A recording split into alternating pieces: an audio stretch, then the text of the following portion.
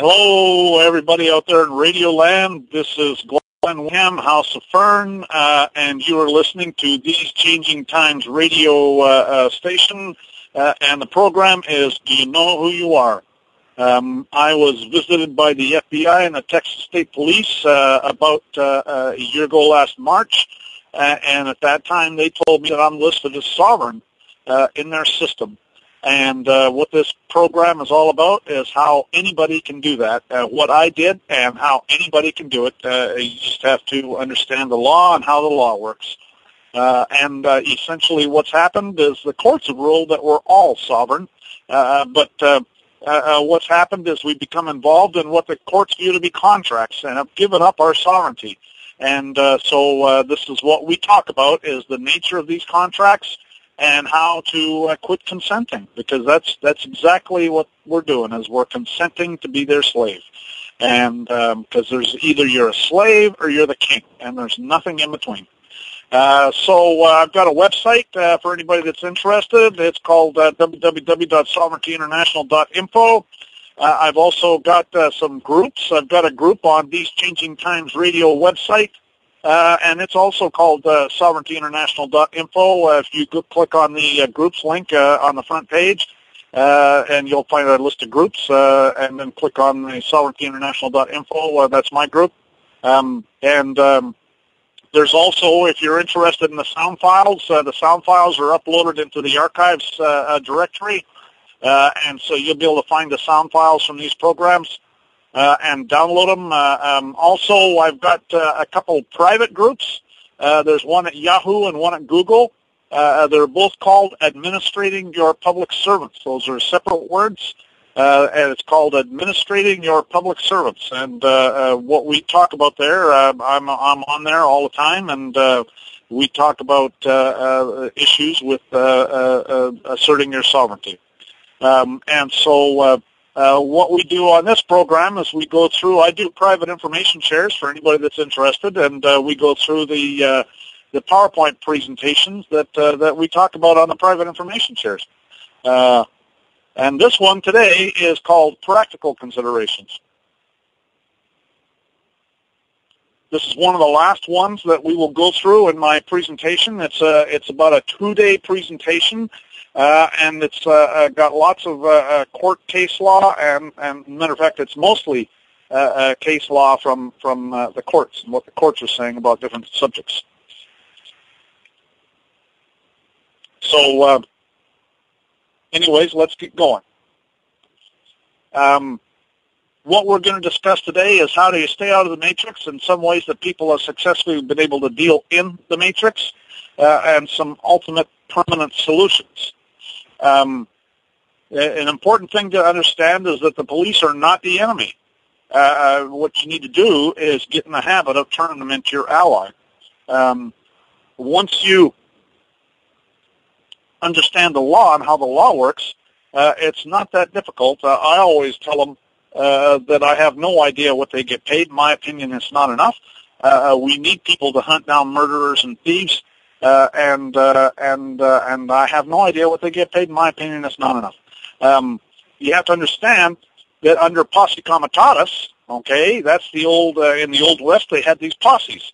Well, yes, and technically, the county sheriff can come and start rounding up people and make them, and it's not voluntary. It's you will go and help him do his duty, and so that's why I tell the police that I appreciate the work they do, because if they weren't doing it, then I'd have to do it. And so somebody's got to do it. So I appreciate the work they do, and they have my highest degree of respect, and we need to come across that way. The situation we're in because of these contracts is because of our own ignorance. You know, it's not their fault, it's our fault. We've done this to ourselves, and we have to get ourselves out of it. And that's the bottom line, is that it's not their fault. They're just being sent out by their boss to do certain things. And if we have gotten ourselves involved in things that has them confused, then that's our fault. That's not their fault. And here's a court case, quote, a refusal on the part of an individual lawfully called upon to assist the officer in putting down a riot is indictable.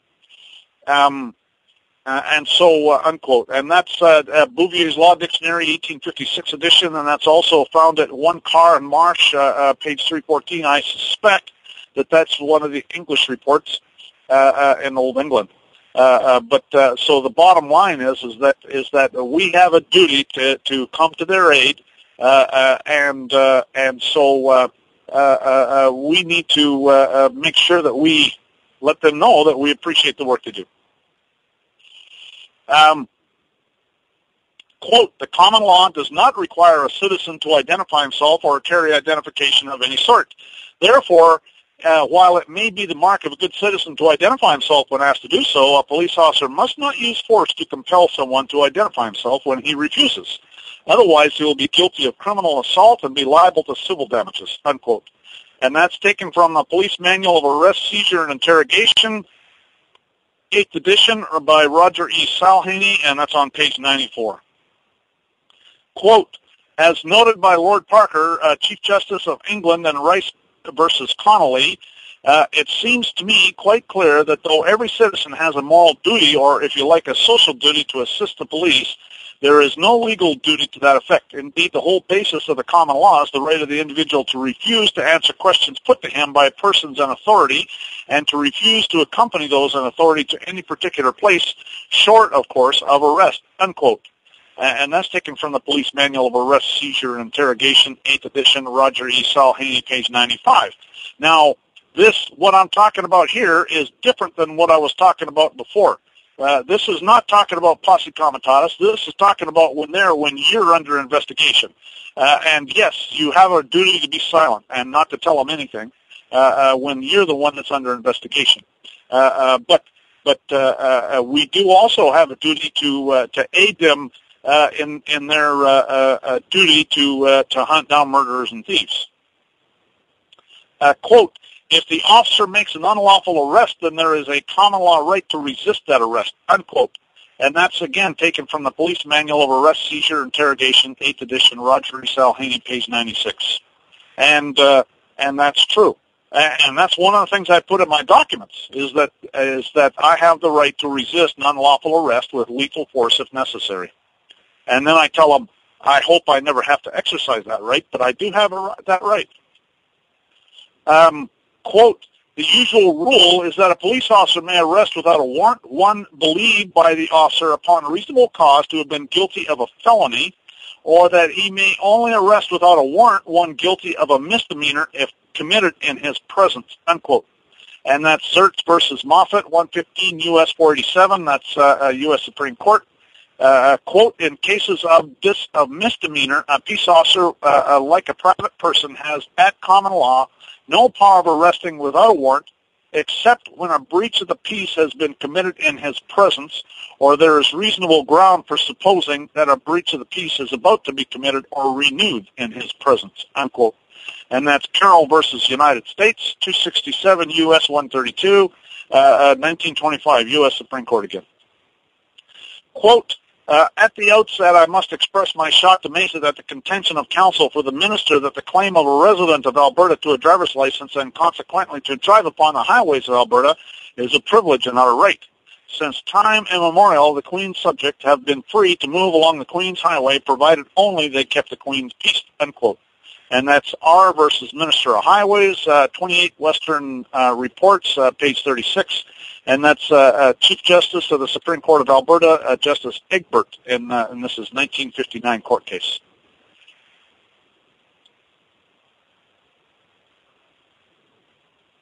Okay, so the reason I'm talking about that is because that's again, it's talking about common law. I always hear people say they're attacking sovereigns or they're arresting anyone who says they're not a person or all sorts of things. And once I start to ask questions about the circumstances surrounding these statements, I find out that they don't know what they're talking about. By making these statements, whoever is making them is helping those who hate freedom by scaring people with false information. And if anybody on here right now is concerned about this, then you should leave right now because we're going to be talking about it. If these are kinds of things that scare you, then you'll never be sovereign. Do you know who you are? You need to look into it. There's, the IRS is a perfect example where they put out publications about abusive trust, and they put out publications about this and that, and people without reading it get all scared and say, oh, I don't want to have a trust. And that's exactly what the IRS wants to do. And all you have to do is read that thing, and you find out that the ones that they're talking about are abusive. But they're not all abusive, and you have to understand that and not be intimidated by it. Do you know who you are? That's really what it comes down to, is do you know who you are? I got an email one time, and it said, Sovereign Living Soul arrested in, and I won't give the name of the town, in Alberta, for failing to provide full legal name, date of birth of fascist police state. Well, and then it went on and it said, I'm a Sovereign Living Soul, was arrested on November 9, 2011, in Alberta for failing to provide full legal name and date of birth to the fascist police state. I was detained at the local police detachment of the RCMP for obstructing peace officers. After 7 hours, was given a bail hearing via teleconference with the Justice of the Peace, who was in Edmonton. Only 30 seconds prior to the start of my bail hearing was I informed by the information on the table in front of me that in addition to the charge mentioned, I was being charged with causing a disturbance in a public place and trespassing. All of this was a result of me attending at the office of the Chief Crown Prosecutor to serve a letter of complaint against his office manager. When I was confronted by two police officers in the front foyer of the prosecutor's office, I told them I was sovereign and I would not be providing my last name or date of birth, and that if they felt I was committing a crime, they should arrest me. Well, obviously they did.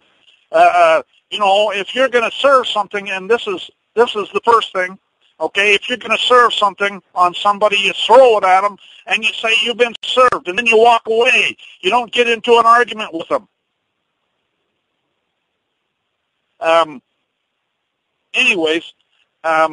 If you talk nice to them, a lot of times you'll get them to accept service and provide you with some proof that you served it on them. Getting into arguments with them and stuff like that when you're serving documents doesn't accomplish anything, and it gets you arrested is what it does, because you are on private property, and they can arrest you for trespassing. If you want a common law remedy, then you have to accept common law responsibilities. Common law is very severe. There's no jails at common law. Jail is a benefit. And that's one of the things we learned about in the last presentation on asserting sovereignty is that there's these things called quasi-contracts, where if you take advantage of a benefit, or I should say a quasi-contract only applies to fictitious entities. And so if a fictitious entity takes advantage of a quasi-contract, then that's a contract. It takes advantage of a benefit, I should say. So if a fictitious entity takes advantage of a benefit, then the fictitious entity has to accept the liabilities associated with that benefit. And jail is a benefit.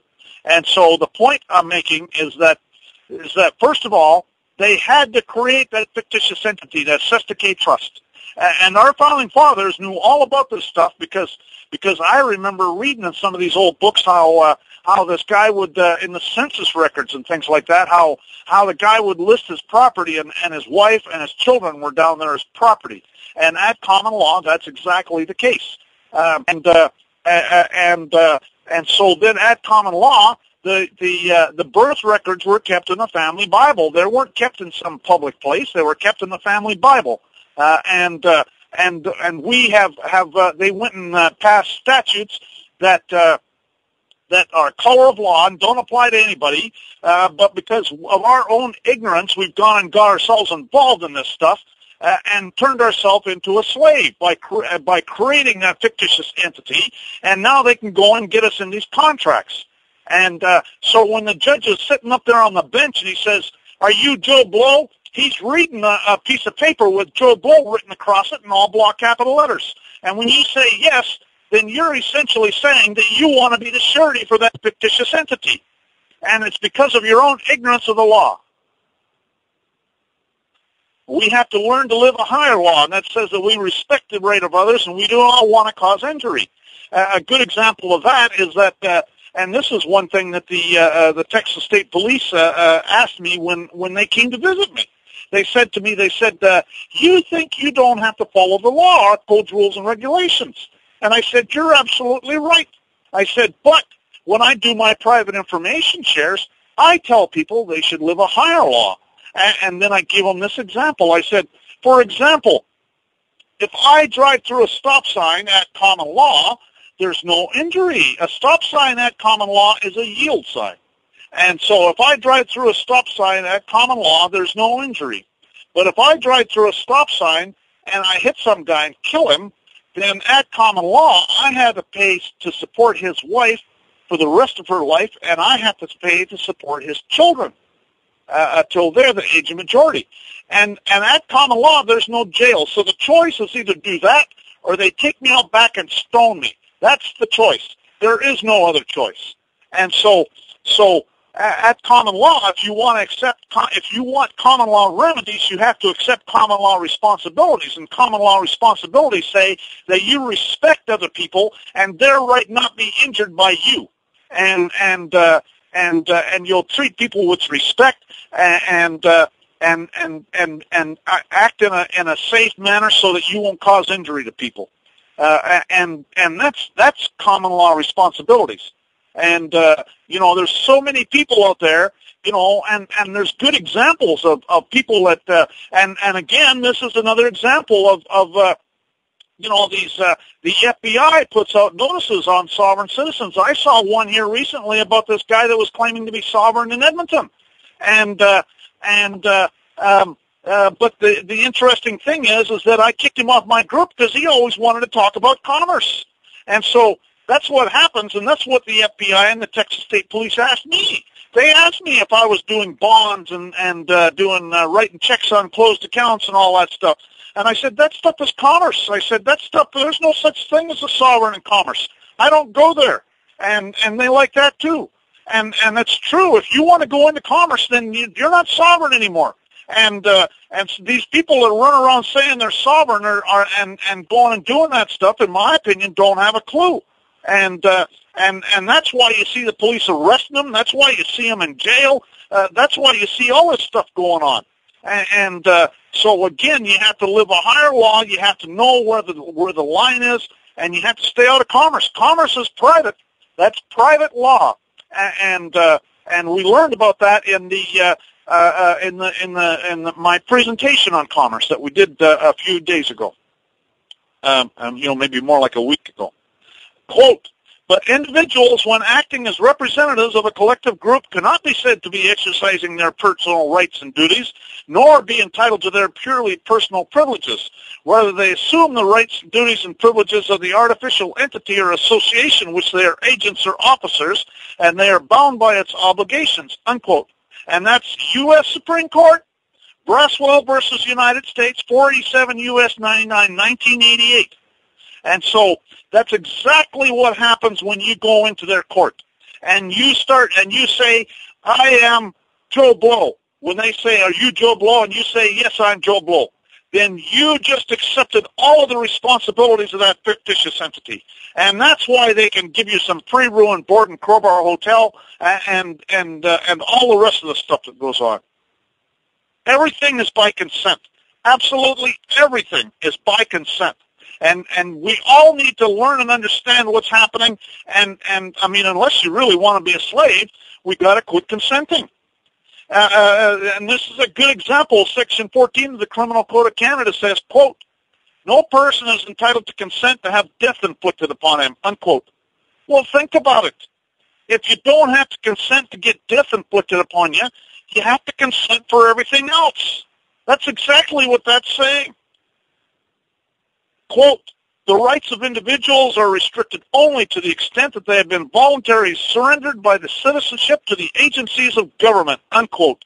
And that's City of Dallas versus Mitchell, found at 245 Southwest 944.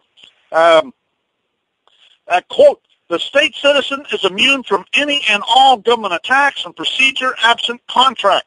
See Dred Scott versus Sanford, 60 U.S. 393.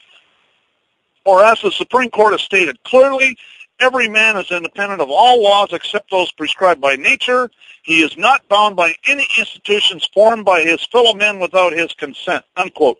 And that's Cruden versus Neal, 2 North Carolina reports, 338, and that's also found at 2 Southeast reports, page 70.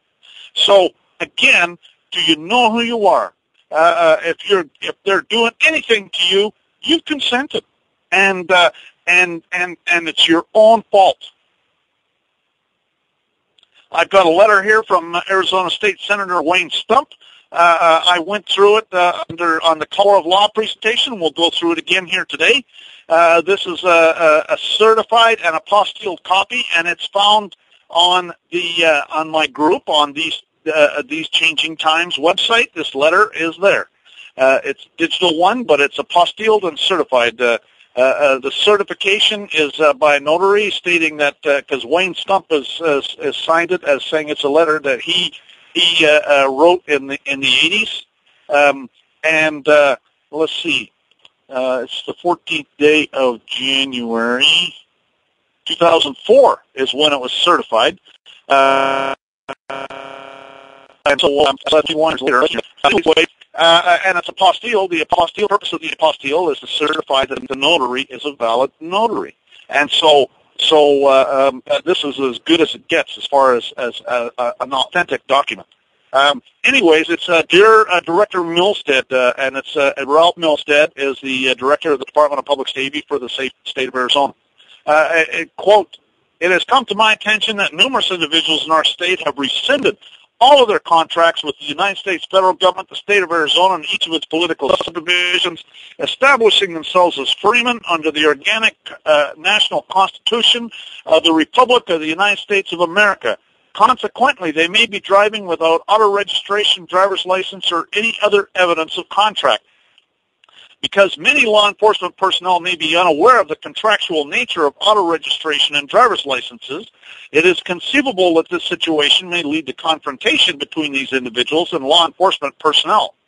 I urge you to inform yourself and your personnel about this matter as soon as possible. If you would like to be briefed by someone knowledgeable on this subject, please contact me. In the meantime, inasmuch as this procedure is entirely appropriate when properly carried out, I would like to be personally notified of every such instance of confrontation in order that the persons involved and the public officials involved may be apprised of the correct procedure and the appropriateness of their actions on the part of each concerned." And then as it goes on, my office phone number is, and he gives that, and I am requesting to be notified of the names and incidences along with the addresses and phone numbers of participants of any such confrontation arising from the exercise of a person's freeman status in order to evaluate the outcome of properly rescinded contracts, unquote. And that's signed, Sincerely, Wayne Stump. And so the important thing to understand here is that it's all contracts. It's all by consent. And all you have to do, we're all kings and queens. All you have to do is give them notice. Tell them that there is no contract. You're the king. You can do that. There is no valid contract. Do you know who you are? Do you have a birth certificate? Do I have a birth certificate? No, I don't. Do you have a driver's license? Do I have a driver's license? No, I don't. The name on there is a straw man. So that's not my driver's license. They don't ask for the straw man's driver's license. They want mine. So I don't have one. And that's what I put in my letters. I'm going to be traveling in your area, and I don't have a driver's license. And you have no more authority over me than a Walmart rent-a-cop. Their birth certificate is the basis for everything they do. And ideally, what we want to do, in my opinion, is when we register or when we record our families' births of our children and our marriages, is to put it in the family Bible and do it the way common law does it. Common law has all the remedies we need, and we can still make it so that they can use it, they can see it in the public, and the way you do that is you make a certified copy of that, and then you record it in the county recorder's office. And then it becomes a government document. And I did that. I did that exact thing with my son. When I was working at U.S. Airways, I recorded a document. What I did is I made a little affidavit, and then I went and attached the paperwork that there's a checklist. There was some other stuff that they gave my wife when my son was born in the hospital, because he was born in a hospital. And so I went and put all that together in a package, and I recorded it. And that's perfect. I took that to U.S. Airways when I was working at U.S. Airways and got him put on the company benefits. They accepted it, no problem. It's a government document. They have to accept it. And so it was no problem. I got him put on company benefits, and I didn't give him a birth certificate. And all their paperwork said they have to have a birth certificate. And I told them, well, I don't have a birth certificate, but I got this. And they looked at it, and they said, that'll work. So the bottom line is do you know who you are? You got to start thinking outside the box. Do you have a driver's license? No, you don't. I don't. If you produce a driver's license, you're telling them that you're a slave. You're telling them you want to be a surety or accommodation party for their entity. That's that Supreme Court case that we talked about a minute ago. You're presenting that fictitious entity. You're saying that you want to be the surety for that thing. The only time I ever pull out a driver's license is when I want to rent a car. And the only address I ever give them is a private mailbox. I never, ever, ever give out where I'm at for anything, unless it's like when I get my utilities hooked up. Yeah, I'm going to have to. But I also tell the utility company that I have a mailing address that's different than the street address, and I want my bills sent to this other address. And I get on their case big time if they don't follow instructions. But, you know, it's amazing how I don't usually have a problem, although I got to say there has been times when I've had a problem, and I get on their case. Do you know who you are? A friend of mine told me about using a post office box and getting the street address for the post office and then using it. And I've done that, and it works fine. Because I have in Alberta, Canada, my brother lives in Alberta, and so I use his address. And he's in a little town called Donalda, which is a little town of about 500 people, and so all they have is a post office. And so the post office, I went down there, and I asked the postal clerks, I said, what's the street address of this building? It wasn't on the building. And they said, oh, it's 30 Main Street. Thank you. And so then I put down on my address for everything, I put down 30 Main Street, suite number 188, Donalda, Alberta. The mail gets to me no problem. I never use a postal code or a zip code. I always put down postal code exempt if I'm in Canada, zip code exempt if I'm in the U.S. And I put down on my documents that if I use a postal code or a zip code, they intend to be guilty of mail fraud. I get letters all the time in Canada or the U.S. to an address without a zip code. It's amazing how that works. Again, we got to start thinking outside the box. Do you have a Social Security number or a Social Insurance number, depending on where you're at? I don't. I never produce that for anything, ever. That is a big one. I stay away from that thing like a plague. You can open bank accounts without these numbers. I do it all the time. It's easier if you have a foreign passport. And there's ways you can get foreign passports.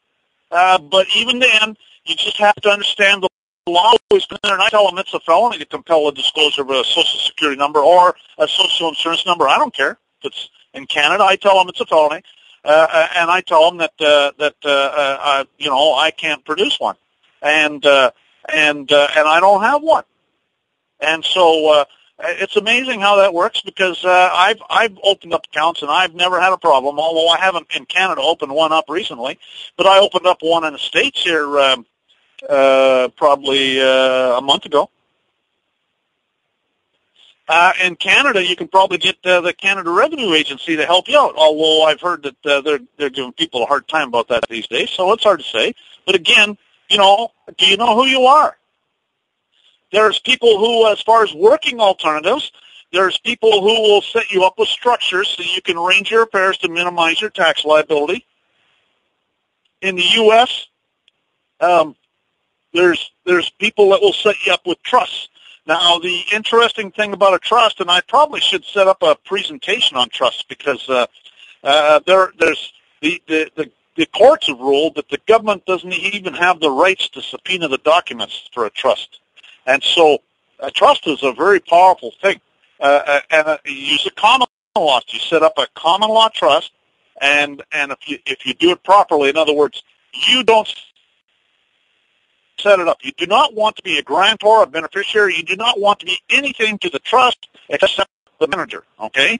And so you have some friends set up the trust, and it's good to have some silver coin involved, so there's lawful money being used in the setup of the structure. And then what you do is you get them to give you a contract to be the manager. And so then you can be the manager, and you're just an employee. And the nice thing about a trust is that it's in the U.S. And in Canada it's a little bit different. Okay, but in the U.S. There's some entities that are disregarded by the IRS, and actually there's a lot of them that are disregarded.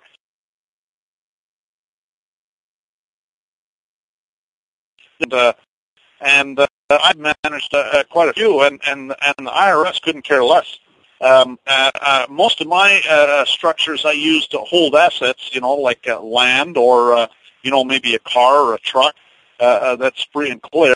But if there's no tax number, then the IRS couldn't care less. And the advantage of that is that the bottom line is that if there's no tax number, you can't have a bank account. But what you can do is it's called shoebox account, and so what you do is you put a little ledger in a shoebox, and then when you deposit cash into the shoebox, you put it on the ledger, and when you take cash out, you take it off the ledger, and so then that's basically how you do it. But so there's ways of doing it, and it's perfectly legitimate, and it belongs to the trust, and you put a label on it. This is ABC Trust, and it carries on just like that. Now, it's even better. What you can do is set up a limited liability company, and that's one of the things that I've done. Actually, I haven't done that, but I had some friends of mine. If anybody's interested in this kind of stuff, I can put you in touch with them. But it's not cheap.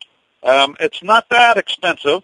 I mean, there's lawyers that do this stuff, and they charge $500,000, right up front before they'll even do anything.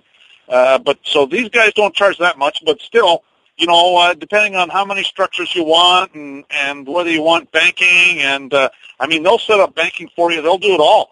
But I mean, I would say a minimum would be, maybe $7,500 you might have to come up with. And it just goes up from there, depending on how many structures you want and all of that stuff.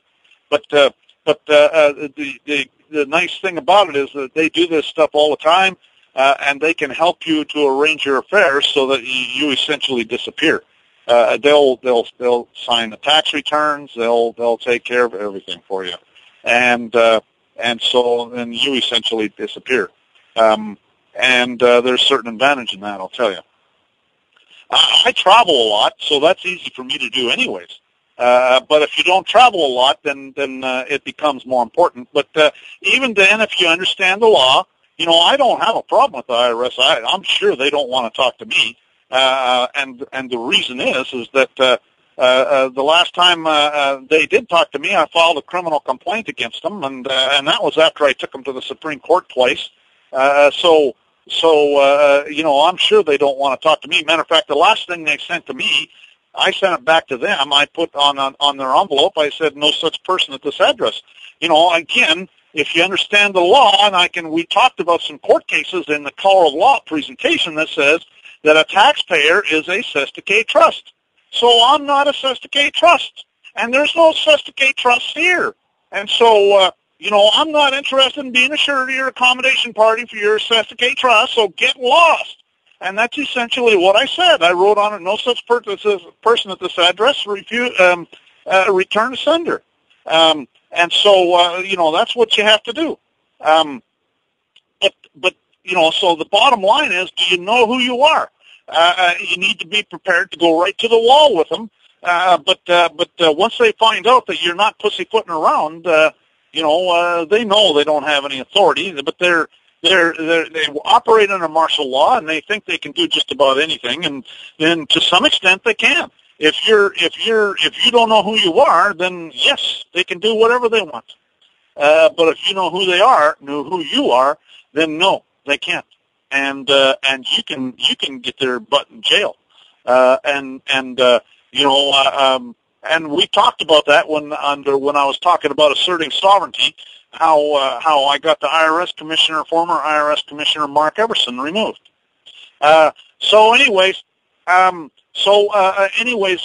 Trusts and limited liability companies and things like that are very useful. If anybody's interested, you can contact me privately, and I can set up something for you to talk to some people about setting something like that up. But you have to understand that it's not cheap, but they're very good. They work very well for me, anyways. There's also people in Canada who do employee leasing, and they pay you in the form of a loan, which is a loan is not a taxable event, but they do charge a 7% fee. And they've been doing it for 30 years, and for those in Canada, I can put you in touch with those people as well. But again, you have to understand that they do things that are a little bit unconventional, but something that it works no problem. There's also a lot of companies that will pay cash. I worked for companies in Canada that paid cash, I worked for some companies in Canada that paid a lot of money in cash. Like there was one company in Ontario that I paid for, that I worked for, and every week I got paid, and every week they were peeling off the $100 bills, and I was getting, sometimes I got $1,000 bills, and so I might get $1,500 in a week or more. And they just peel off the $100 bills, and I just get paid cash, and that was real nice. So there's companies out there that are like that, and you got to start thinking outside the box. If they're paying you cash, that has certain advantages to them. Now carrying that amount of cash around is a problem, I guess it depends on their situation and stuff, but. Again, you just got to start thinking outside the box. One of the things that I did was I had a compensation contract, and a compensation contract. See, the Supreme Court has ruled, and we talked about that in Colorado law about our labor, and the Supreme Court has ruled that labor is not a taxable event. That's why the IRS puts on your on that 1040 form. What's your occupation? Canada Revenue Agency does the same thing. Labor is not a taxable event, and so many people will get sucked into that and think, oh, I'm an engineer, or even if they're a homemaker, I'm a domestic engineer. Well, so now it's a taxable event because you're operating a privileged occupation, and so they can tax you. And I don't know what happens to people that put laborer down there. But I have a labor contract, a compensation for labor contract, and it agrees. They agree to pay me in silver coin, and so I can produce that any time, and that's how they pay me. And so if there's ever an issue, that's what comes out. But the bottom line is that I can nail them in so many different ways because I'm not a Sestake Trust, there's you just go down the list, all sorts of things. They don't have any authority. They're operating under color of law. You just go down the list. You can just nail them in so many ways. It's just unbelievable. And, again, do you know who you are? There's also an Embassy of Heaven that is a church in Oregon, and they provide baptismal certificates to travel internationally. They provide passports, driver's licenses, vehicle registration, and the neat thing about the vehicle registration is that they will notify the state that the vehicle has been taken to a foreign jurisdiction. And that's perfect. And there's a guy that I know in Southern Ontario that drives around with an Embassy of Heaven plates, and he deliberately goes 20 clicks over the speed limit. In Alberta, in Ontario, it's kilometers per hour, and so he deliberately goes 20 clicks over the speed limit because he doesn't want the cops to think that he has to follow their rules. And the cops don't stop him. Matter of fact, his wife is even starting to get on board with it because his wife was sitting there scared to death that he was going to get into all sorts of trouble, and then she was amazed at how successful he was at it because he would be going on say on the 400, the speed limit is 100 clicks, and he'd be going 120, and the OPP, Ontario Provincial Police, would come up next to him and get his attention, wave at him, and point down at the speedometer.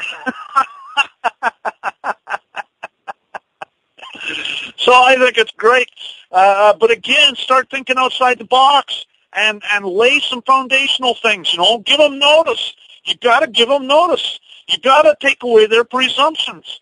There's certain things you have to do to lay the foundation, and because it doesn't work that way for everybody. But it always works, and this is where he did, is he laid some foundations, and that's what you have to do. I can't tell you that enough. You have to take away their presumptions, and so you got to defeat all of the stuff that they're doing. But once you do it, it's amazing what happens. A quote: "The right to travel is a part of the liberty of which a citizen cannot be deprived without due process of law under the Fifth Amendment. So much is conceded by the Solicitor General. In Anglo-Saxon law, that right emerged at least as early as the Magna Carta," unquote. And that's Kent versus Dulles. That's 357 U.S. 116. That's the U.S. Supreme Court. And the significance of this, you could use this case in England, you could use it in Canada, you could use it in Australia, because the U.S. Supreme Court is saying that the right to travel emerged at least as early as the Magna Carta. You could use this case in any common law country on the planet. The most important thing is to stay away from anything related to the birth certificate. Make up your own identification. There are people who use ecclesiastical identification. That's Embassy of Heaven identification. There's nothing wrong with that.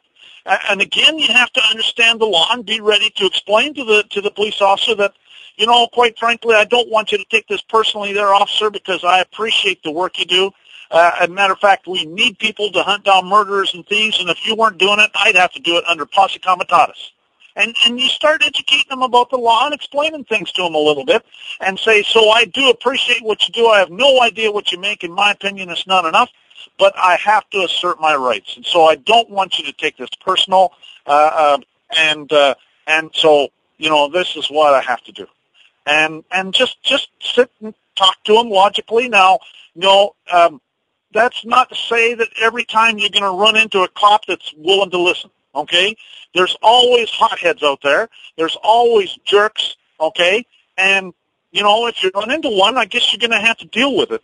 But I've never run into one, quite frankly. I just explain to them logically and tell them, look, I appreciate the work you do. Matter of fact, when I tell them that, they like that, quite frankly. I got stopped in West Texas one time by a county sheriff, and I said to him, I says, I have no idea how much you get paid, but in my opinion, it's not enough. And he says, you got that right.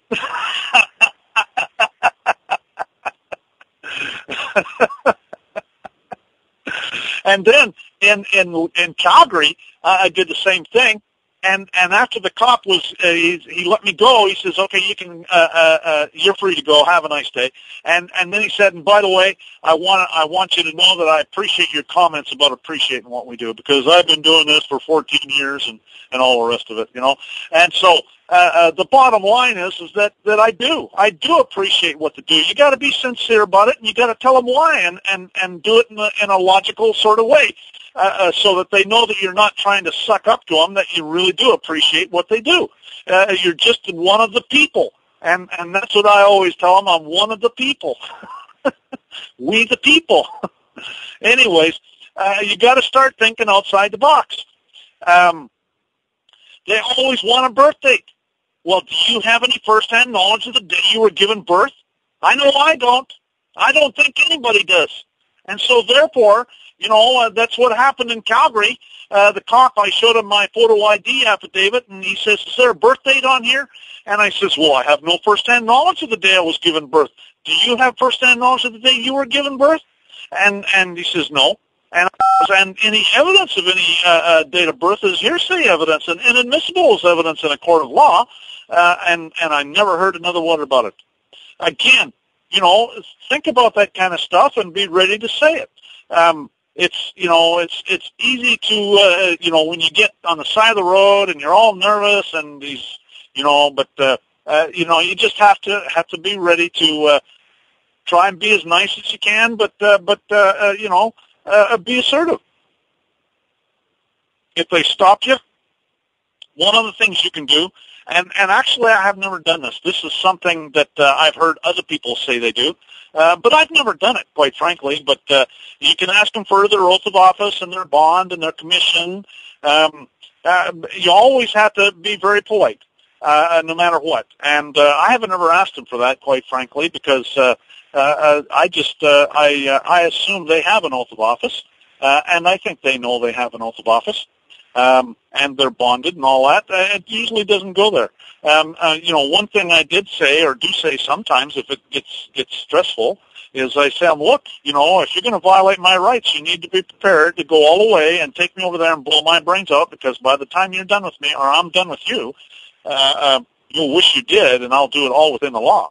And, you know, but I usually try and tell them right off the bat that I appreciate the work they do. And I don't want them to take what I'm going to tell them personally. And if you do that, then hopefully they won't take it personal. And actually, when I told the cops this, well, I did it twice, both of them in Canada. The first time, he didn't take it personal. He threatened to seize my vehicle if I didn't produce some identification or some vehicle registration and all that.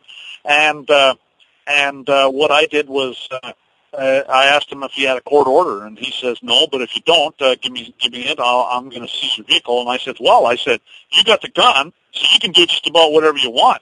I said, but if you're going to violate my rights, you need to be prepared to go all the way and take me over there and blow my brains out, because by the time I'm done with you, you're going to wish you did, and I'll do it all within the law. And he never did seize my vehicle. And at the end, he told me how he appreciated my comments about appreciating his what he does.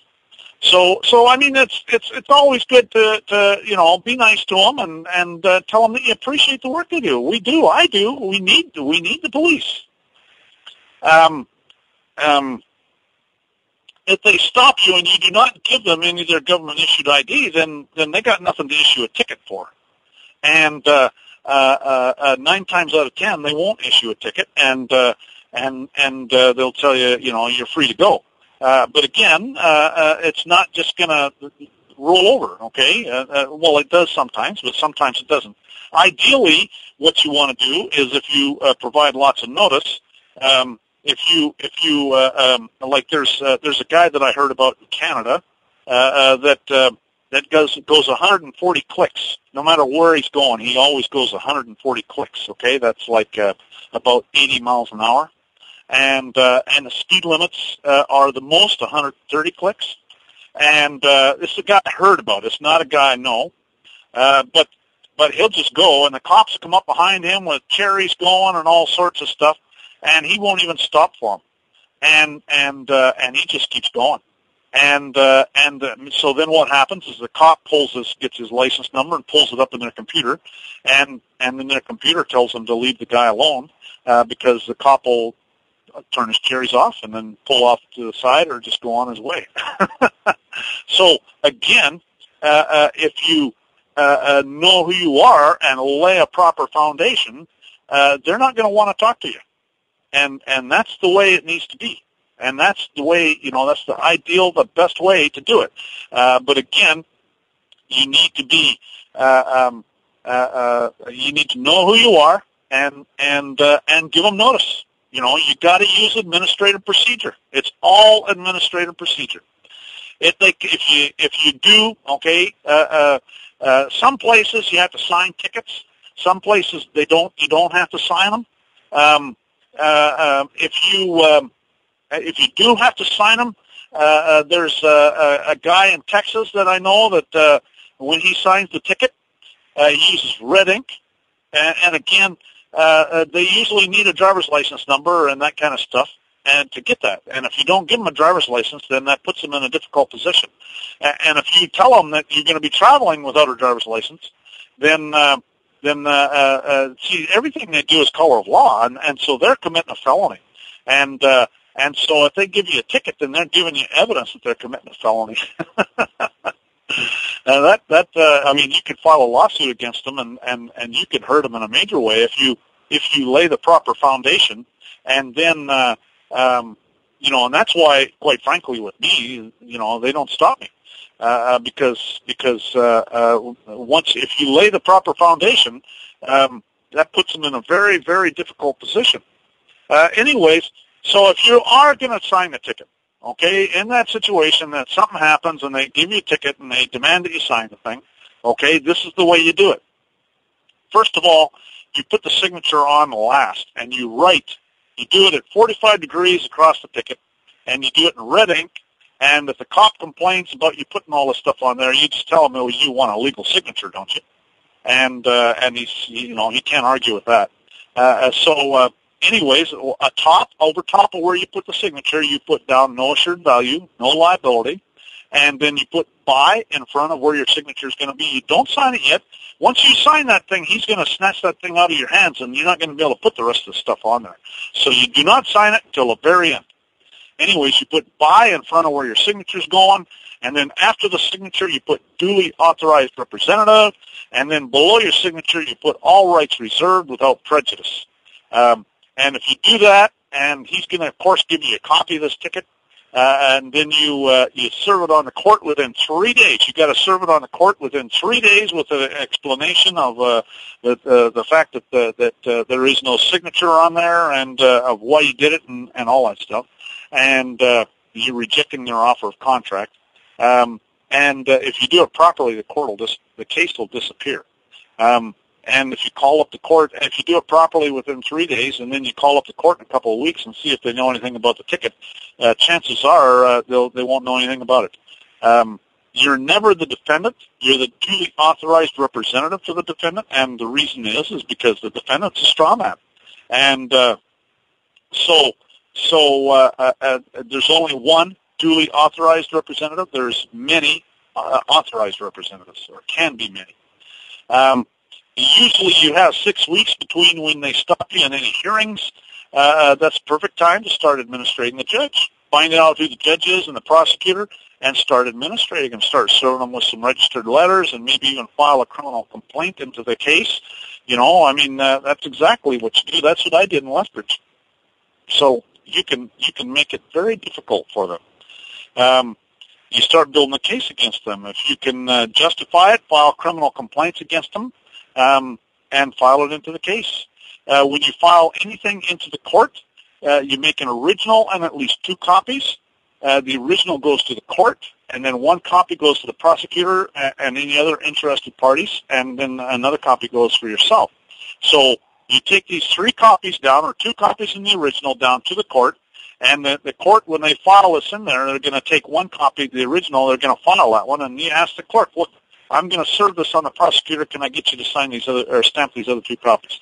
and they'll stamp it. That's no problem. Again, you don't get into an argument with them. I've never had a problem with this kind of thing because they know you're going to affect service against the prosecutor, and so they usually don't have a problem with it.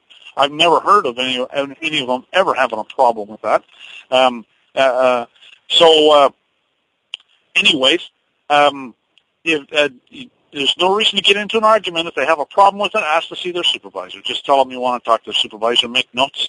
It'd be a good idea to have maybe a witness. And so if anything does go on and you think that you want to file a criminal complaint, you can do that. But generally speaking, just do whatever they want you to do, quite frankly. I mean, they're the ones that it's their court. It's a private court. If necessary, talk to their supervisor, take witnesses if necessary, but, you pretty well need to do whatever they want you to do.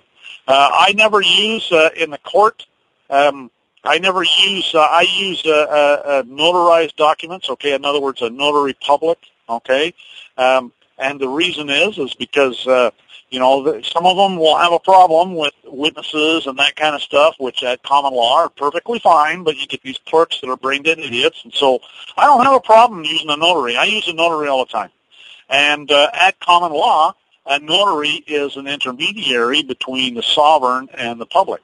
And so there's no problem. I don't have a problem using a notary, and I don't think I always put on a little statement on there in fine print that says that use of a notary on this document is not any sort of contract. No, I'm not entering into any jurisdiction alluded thereby. And so I put that in fine print. But other than that, I go ahead and use a notary. You take one of your stamped copies and you serve it on the prosecutor. The prosecutor does not have to accept service, okay? Many times if you talk nice, you can get the clerk at the prosecutor's office to stamp your copy to show that they received the document. And you can ask the clerk for their name. Chances are they'll give you their first name. Chances are they probably won't give you their last name. But that's okay. You just make notes. When you get down there, I always use the back of my documents.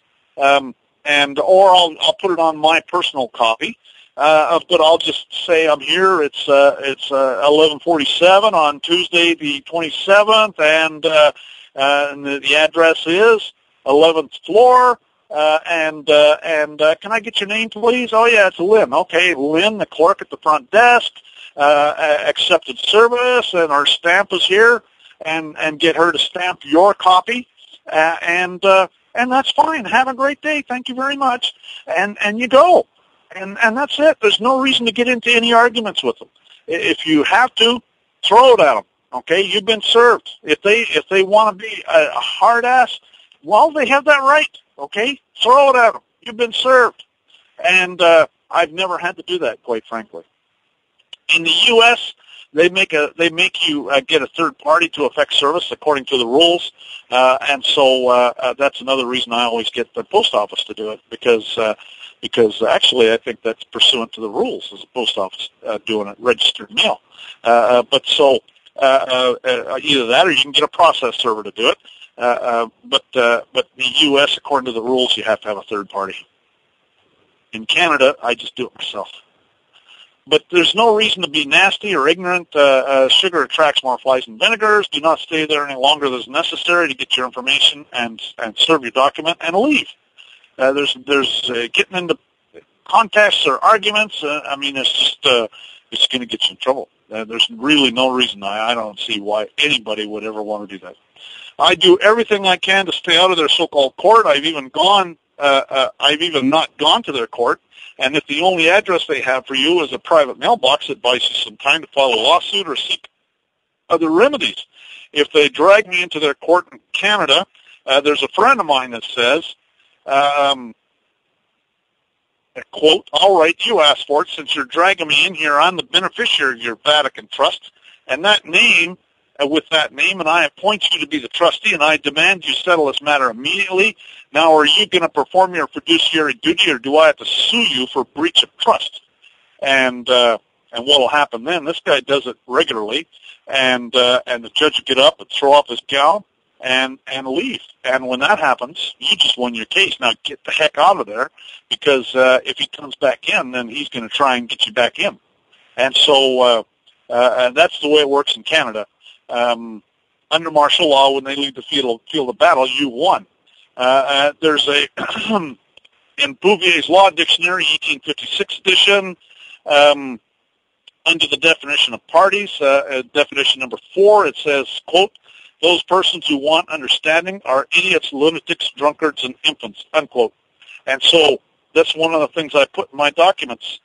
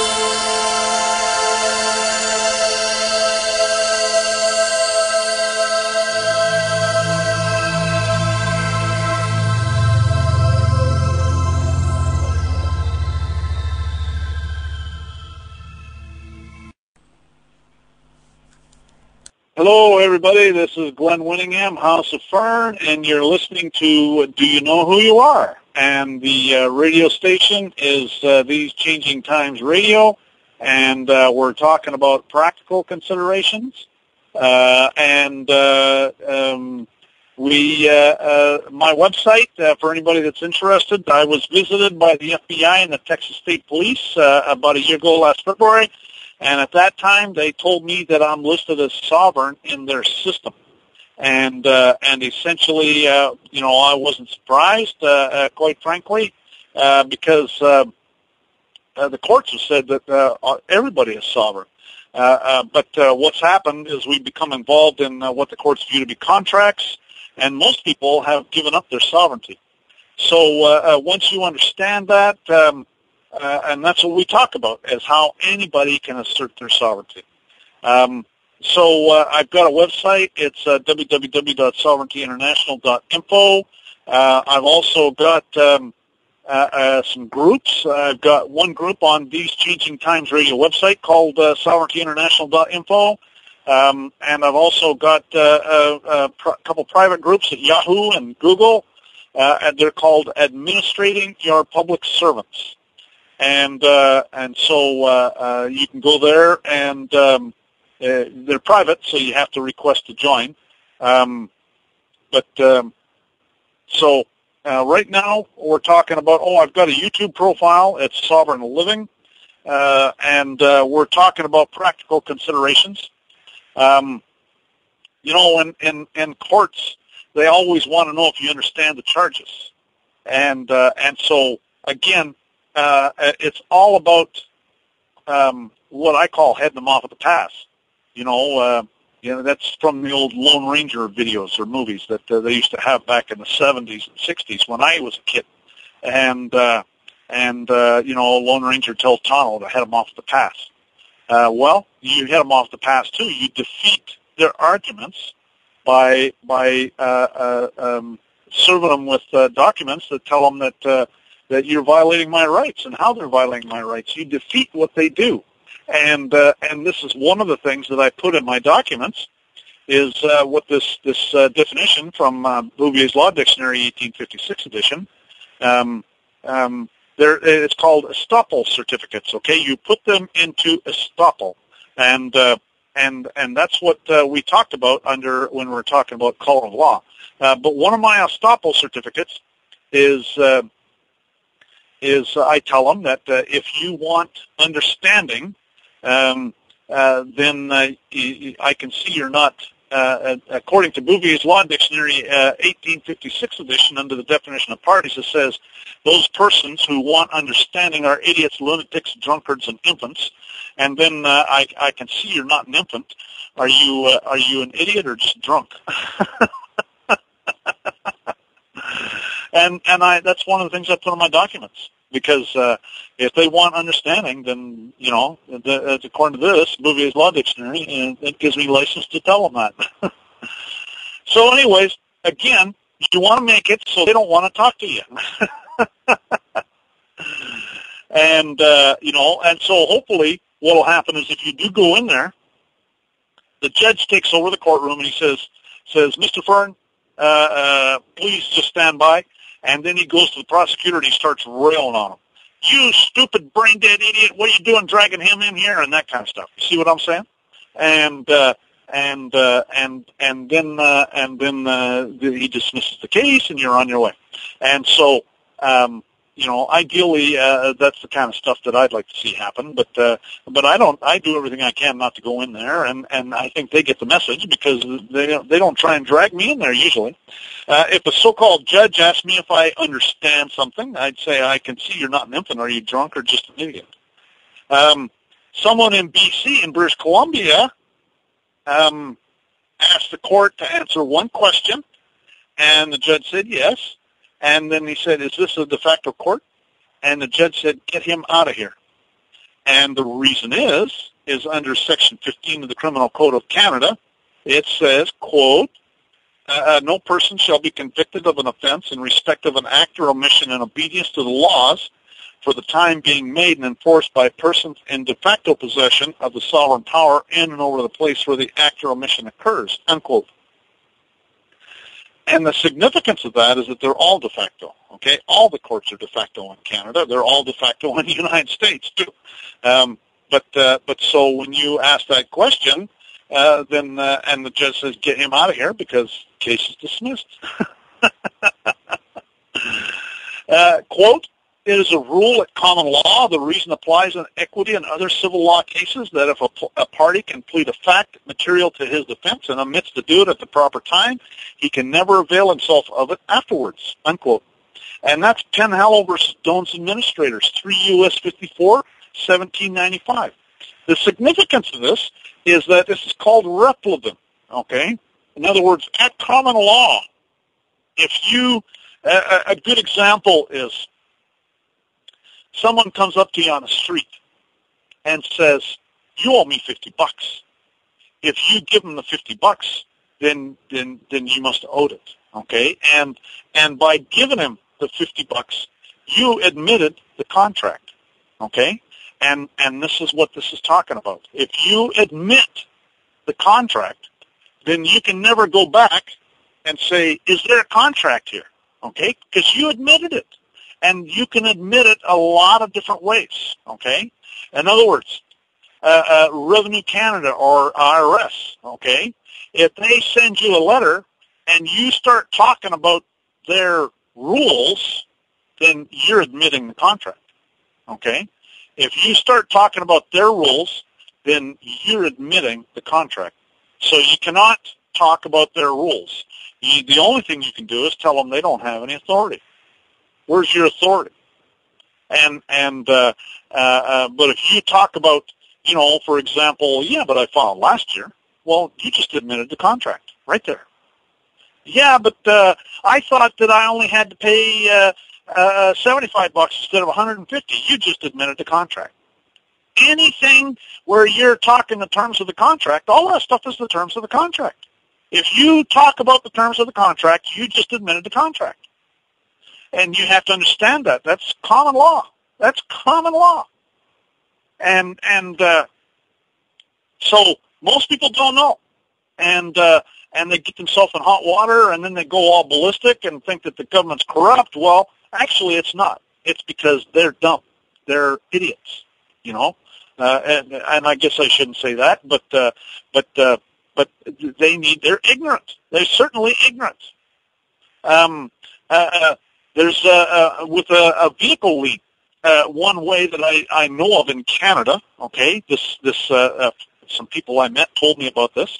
About a bill of exchange was done with a vehicle that the bank was trying to steal. I guess that the guy was behind on his payments. So they did a bill of exchange for labor. So $5,000 worth of legal and equitable title. There's two kinds of title with any kind of transaction, legal and equitable title. So $5,000 worth of legal and equitable title in a vehicle worth approximately $15,000 was exchanged for labor to a third party. And the third party then took the bill of exchange to the bank and asked them for their interest in the vehicle. The third party was prepared to pay off the bank's interest in the vehicle. And so, so they went to the bank and they said, "I've got this bill of exchange. Here it is, and the labor's done, and so I need to know what your interest is in this vehicle." And the bank said, "Well, can you come back in half an hour?" And he said, "Sure." Went down the street, had a coffee, came back in half an hour, and the bank released the vehicle. And see, the thing is that you're taking it out of the matrix when you do that, because you're converting. You're converting. Okay, remember, conversion is common law. You're converting something real, labor, for something real, the vehicle. And so now it's come out of the matrix, and so your labor, any amount of labor, is worth more than fictitious money. Okay, that's why I carry in my wallet one Silver Eagle coin. Okay, and the reason is that my one coin is worth more than $100 billion in fictitious money.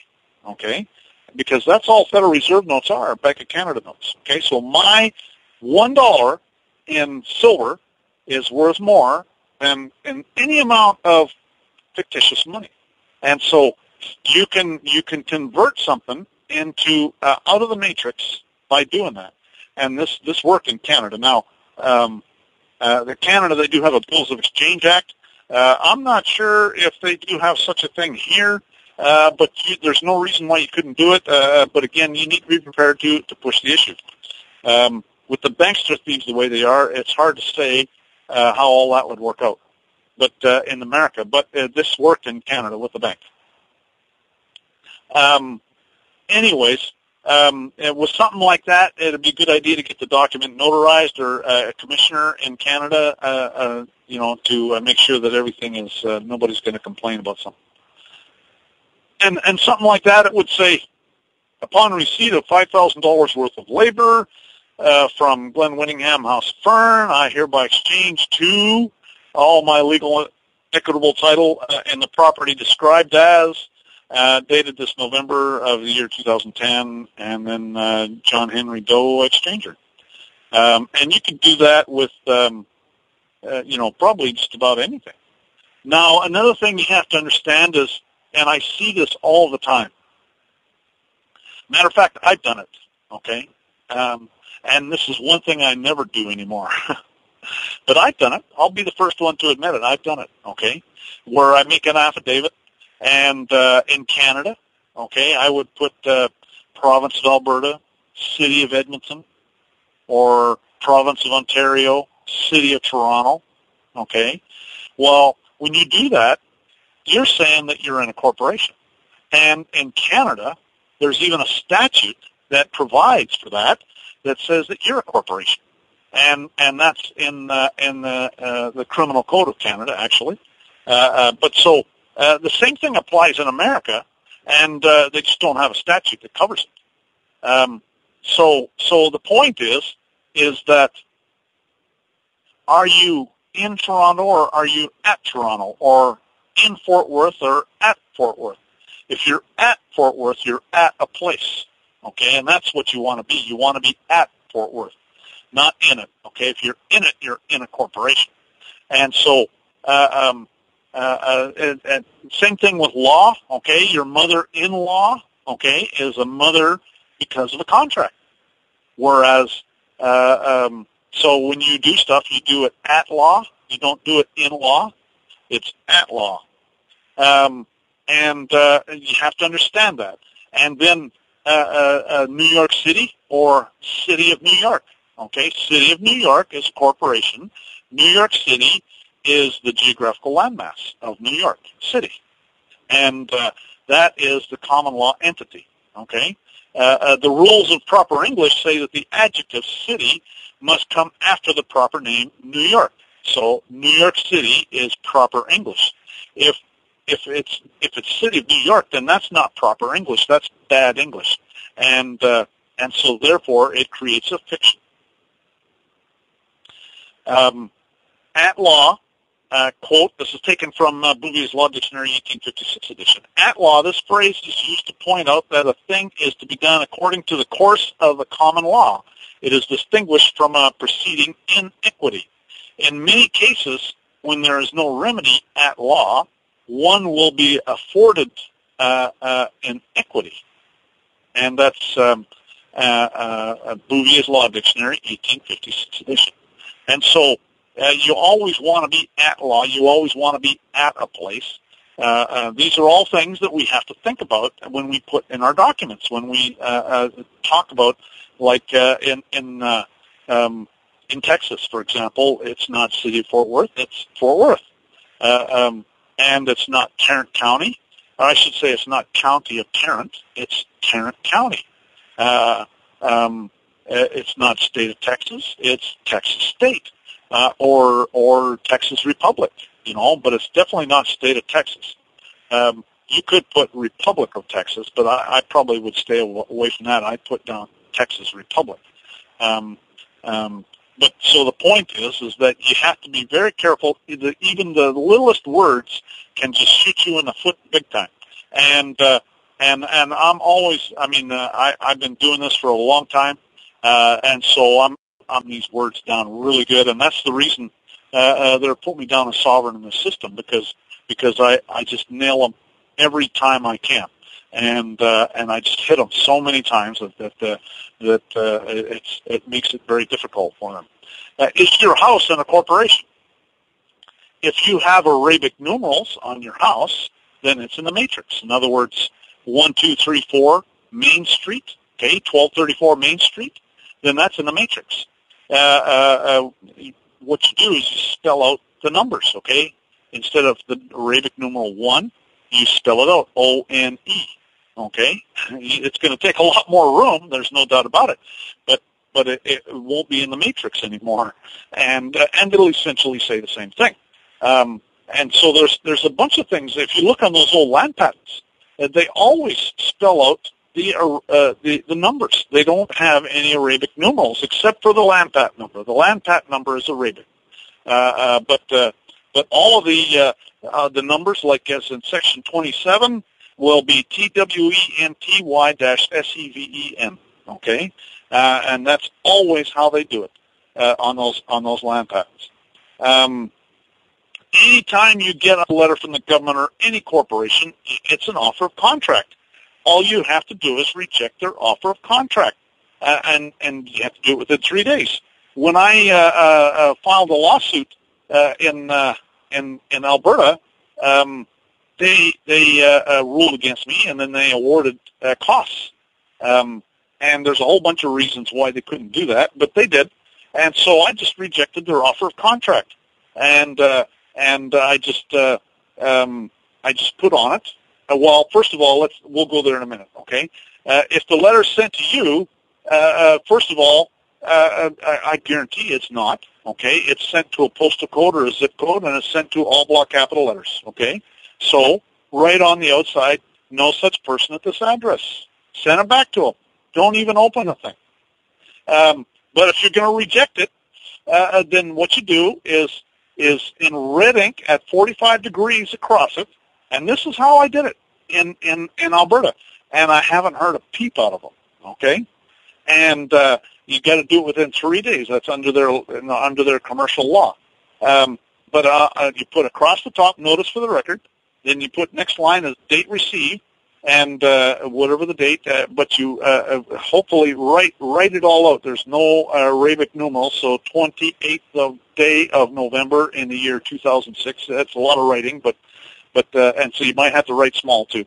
As a matter of fact, what I usually do is I'll you can use Microsoft Publisher, and you can print it. And so what I'll do is I'll make a couple copies of the letter, and then I'll run it through a printer in red ink and print it across there at 45 degrees until it comes out good, and then I'll just print it across there and then cite it in red ink. But this is what I put on there. I, by affidavit, am a declared living Canadian or American sovereign, depending on whether I'm in Canada or U.S., standing with treaty law of God to accept your offer for value, and for the following reasons I'm returning your offer, rejected for discharge and closure. Number one, you have brought Canada or United States corporate law with color outside your jurisdiction without an international treaty with my republic state, as you have no jurisdiction on the land of Alberta or land of Texas or land of wherever you happen to be at. Number two, you have falsely accused me of being a citizen of Canada or a citizen of the United States. Number three, you are trespassing and criminally attempting to convert corporate statutes with color into lawful criminal codes without chartered, regulatory, and delegated jurisdictional authority. Number four, you're not registered or chartered for conducting business in Alberta/Texas or whatever state you happen by my republic state. And number five, you fail to state a lawful claim upon which relief can be granted.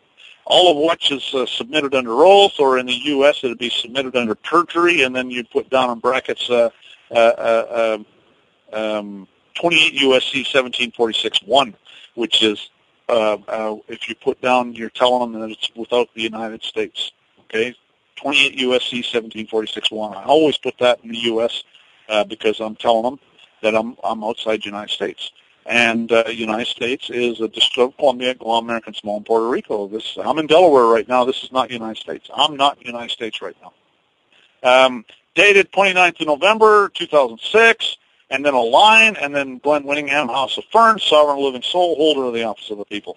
And that's exactly how I did it when they went and awarded, I think it was $2,800 the costs, and I just rejected their offer of contract, and I served it on them within 3 days, and I haven't heard a peep out of them. If I get an offer of contract from a corporation, I send them an invoice, and I never hear from them again.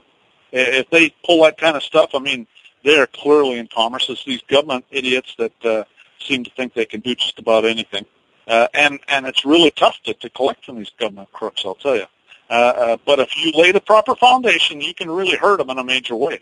If I get an offer of contract from a government, I send them a notice and demand and then enter it with an invoice and see what happens. Do you want to go into their courts? No. Their courts have the appearance of justice. Color of law is the appearance or semblance without the substance of legal right.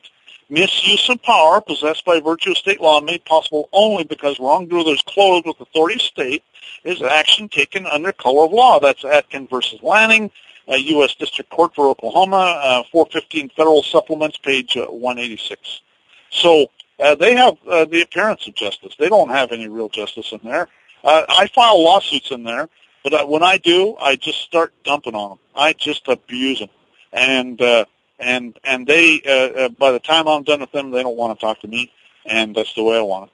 And so what happens when the judge rules against you and says you're a person?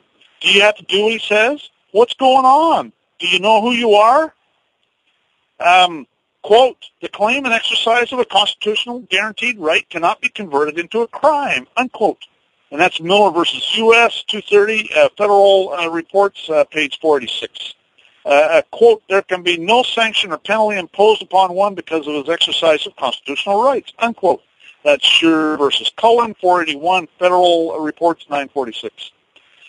Quote, no state shall convert a liberty into a privilege, license it, and charge a fee therefore, unquote. And that's U.S. Supreme Court, Murdoch versus Pennsylvania, 319 U.S. 105. Quote, if the state converts a right or a liberty into a privilege, the citizen can ignore the license and the fee and engage in the right or liberty with impunity, unquote. And that's Shuttlesworth versus City of Birmingham, Alabama, 373 U.S. 262, U.S. Supreme Court again. It's an offer of contract. Reject their offer of contract and file a criminal complaint. Quote, an officer who acts in violation of the Constitution ceases to represent the government, unquote. That's Brookfield Construction Company versus Stewart, 284 Federal Supplements, page 94. Quote, ignorance of the law does not excuse misconduct in anyone, least of all in a sworn officer of the law, unquote. And that's Henry McCowan, 177 C993, and that's also found at 170 Pacific Reports, page 1100, that's 1917. Quote, as in the case of a legal arrest, the officer is bound to know these fundamental rights and privileges and must keep within the law at his peril, unquote. And that's Speed versus Town of Scandia Valley, 217 Minnesota, page 218, and that's also found at 231. No, actually, that's 14 Northwest Report, 2nd edition, page 400, 1944. Quote, failure to obey the command of a police officer constitutes a traditional form of breach of the peace. However, one cannot be punished for failing to obey the command of an officer if the command itself is violative of the Constitution, unquote. And that's Wright versus Georgia, 373 U.S. 284, U.S. Supreme Court. The courts have decreed that want of jurisdiction makes, quote, all acts of judges, magistrates, U.S. marshals, sheriffs, police, local police, all void. Not just voidable, void, unquote. And that's Nestor versus Hershey, 425 Federal Report, 2nd edition, page 504. A voidable judgment is, quote, one apparently valid but truth wanting in some material respect, unquote.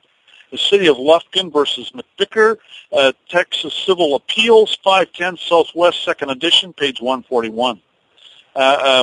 Quote, where there is no jurisdiction, there is no judge. The proceeding is as nothing.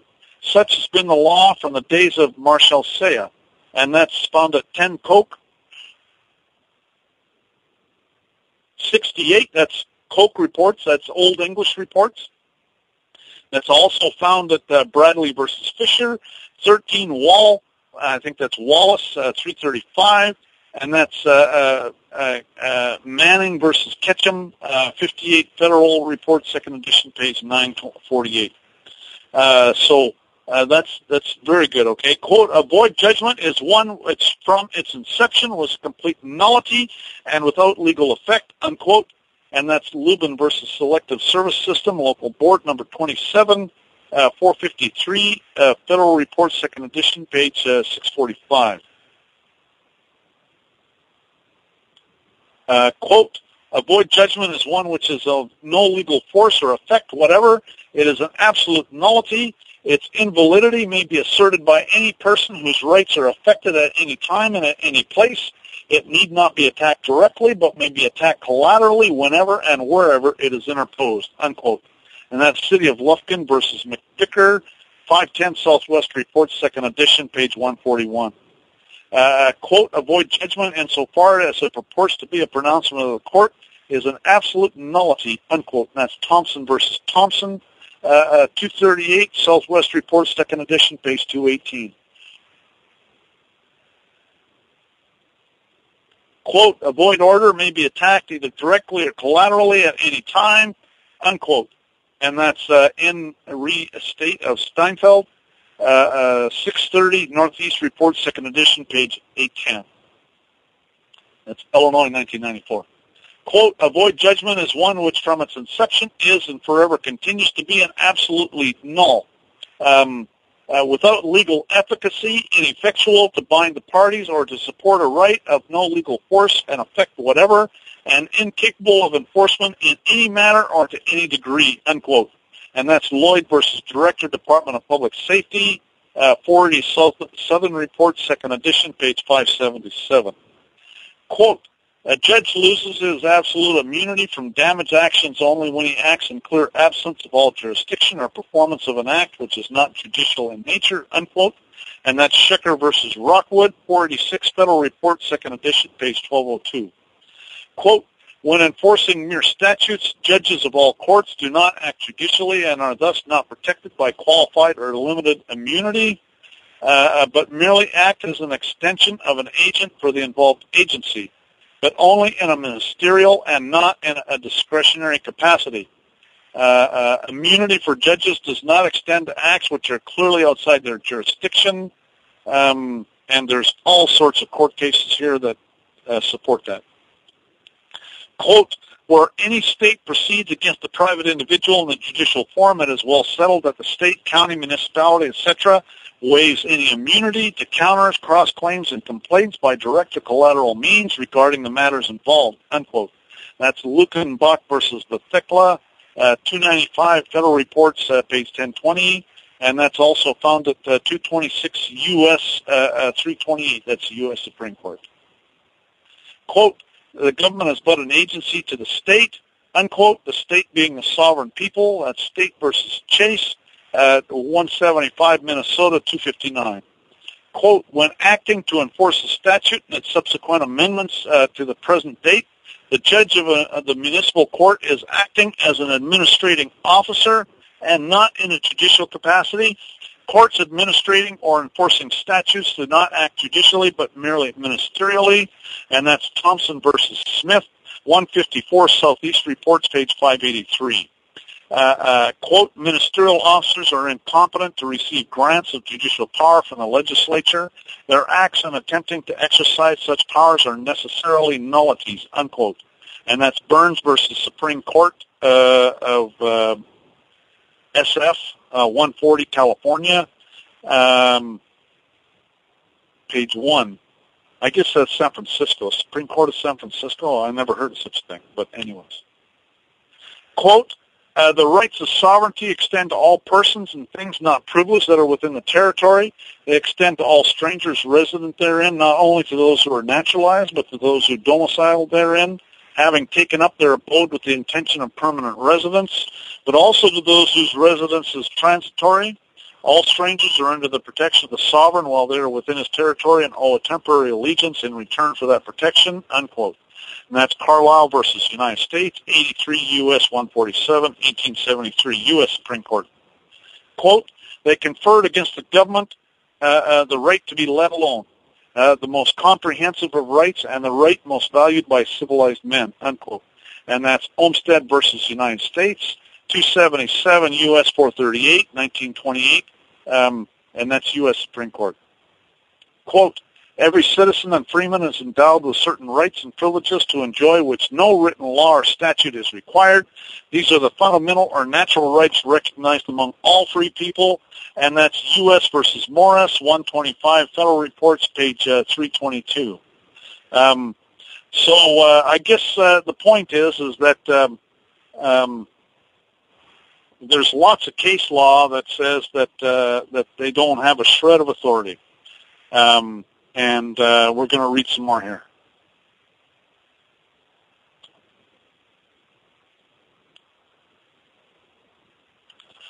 Quote, in the meantime, civil law was the form of law imposed in the Roman Empire, which was largely, if not wholly, governed by martial law rule. Equity has always been understood to follow the law. To have superior equity is to turn things on their head. This is exactly what happens when martial law is imposed. If equity is a law, then it follows its own course rather than following the common law, thereby destroying the common law and leaving what's called equity in its place, unquote. And that's taken from the non-ratification of the 14th Amendment and Diet versus Turner that we talked about in some other cases. Quote, in all matters in which there is any conflict or variance between the rules of equity and common law with reference to the same matter, the rules of equity prevail, unquote. And that's in the Alberta Judicature Act, Section 15. And that's, you know, basically they're saying that there's common law there, and that's, or I should say there's martial law. Quote, that whenever any form of government becomes destructive to these ends, it is the right of the people to alter or abolish it, but when a But when a long train of abuses and usurpations pursuing invariably the same object evinces a design to reduce them under utter despotism, it is their right, it is their duty to throw off such government, unquote. And that's taken from the Declaration of Independence, 1776.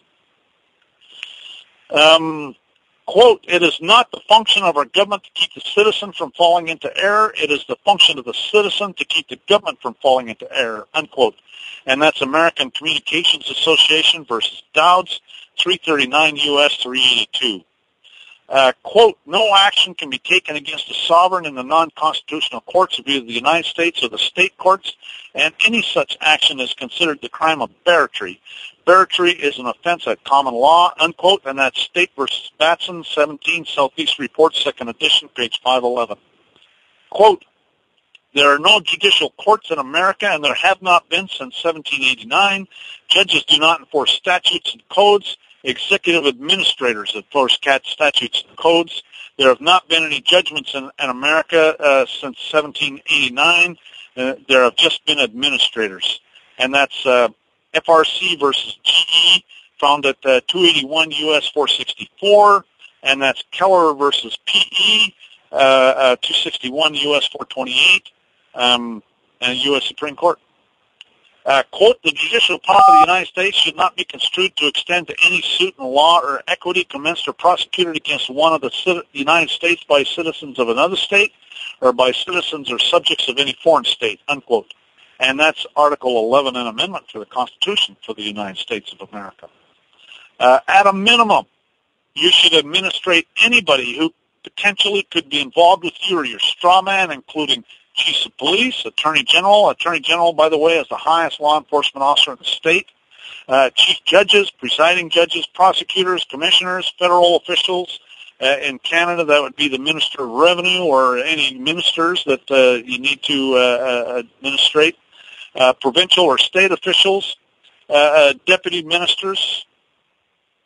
If you are getting anything from government offices, find out who's in charge and administrate them. If you even have the smallest hint that something is going on involving you or your straw man, administrate them. Start to build a case against them. When the code enforcers or the police stop you, I cannot be there. You have to be able to articulate your position. Do not show them a government-issued ID unless you absolutely have to.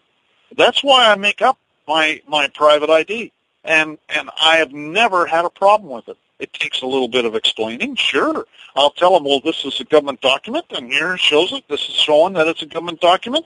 It's verified by an officer of the court. It's a certified copy, and it's apostille for international commerce. And once I tell them all that, they're happy. They take it, and I have never had a problem with it. If you have done your homework, then they should move on. Quite frankly, they should decide to move on.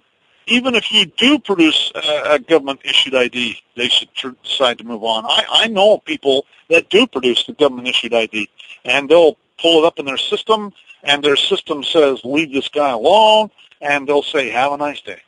If you've done your administrations, but I never pull up the government-issued ID just because I'm a in-your-face sort of guy, and we need to get them trained to accept that, quite frankly, because we need to get them trained for all of this stuff. And it starts with me, and everybody should have that attitude, quite frankly, in my opinion.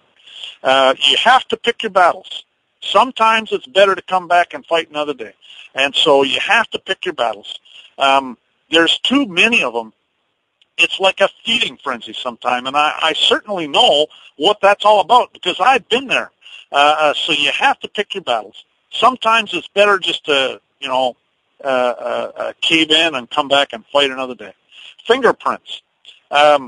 If they want fingerprints, I tell them, no, you're not. Okay, and again, do not consent. And I tell them, if you want to break my fingers off and take the fingerprints, I guess you're going to get to take them since you got the gun. But otherwise, if you're going to violate my rights, you need to be prepared to go all the way and take me over there and blow my brains out, because by the time I'm done with you, you're going to wish you did, because I'll do it. I'll do it all within the law. I do not consent to their unlawful search.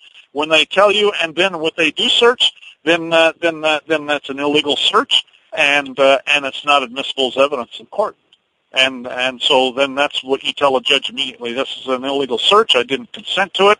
That evidence is inadmissible. And so you just tell them, I do not consent. I tell them, you have the guns, you can do whatever you want, but if you're going to violate my rights, then you need to be prepared to go all the way and take me over there and blow my brains out, because by the time I'm done with you, you'll wish you did, and I will do it all within the law. And what's your name is for the criminal complaint I'm going to file. Always keep the door locked. That's another thing.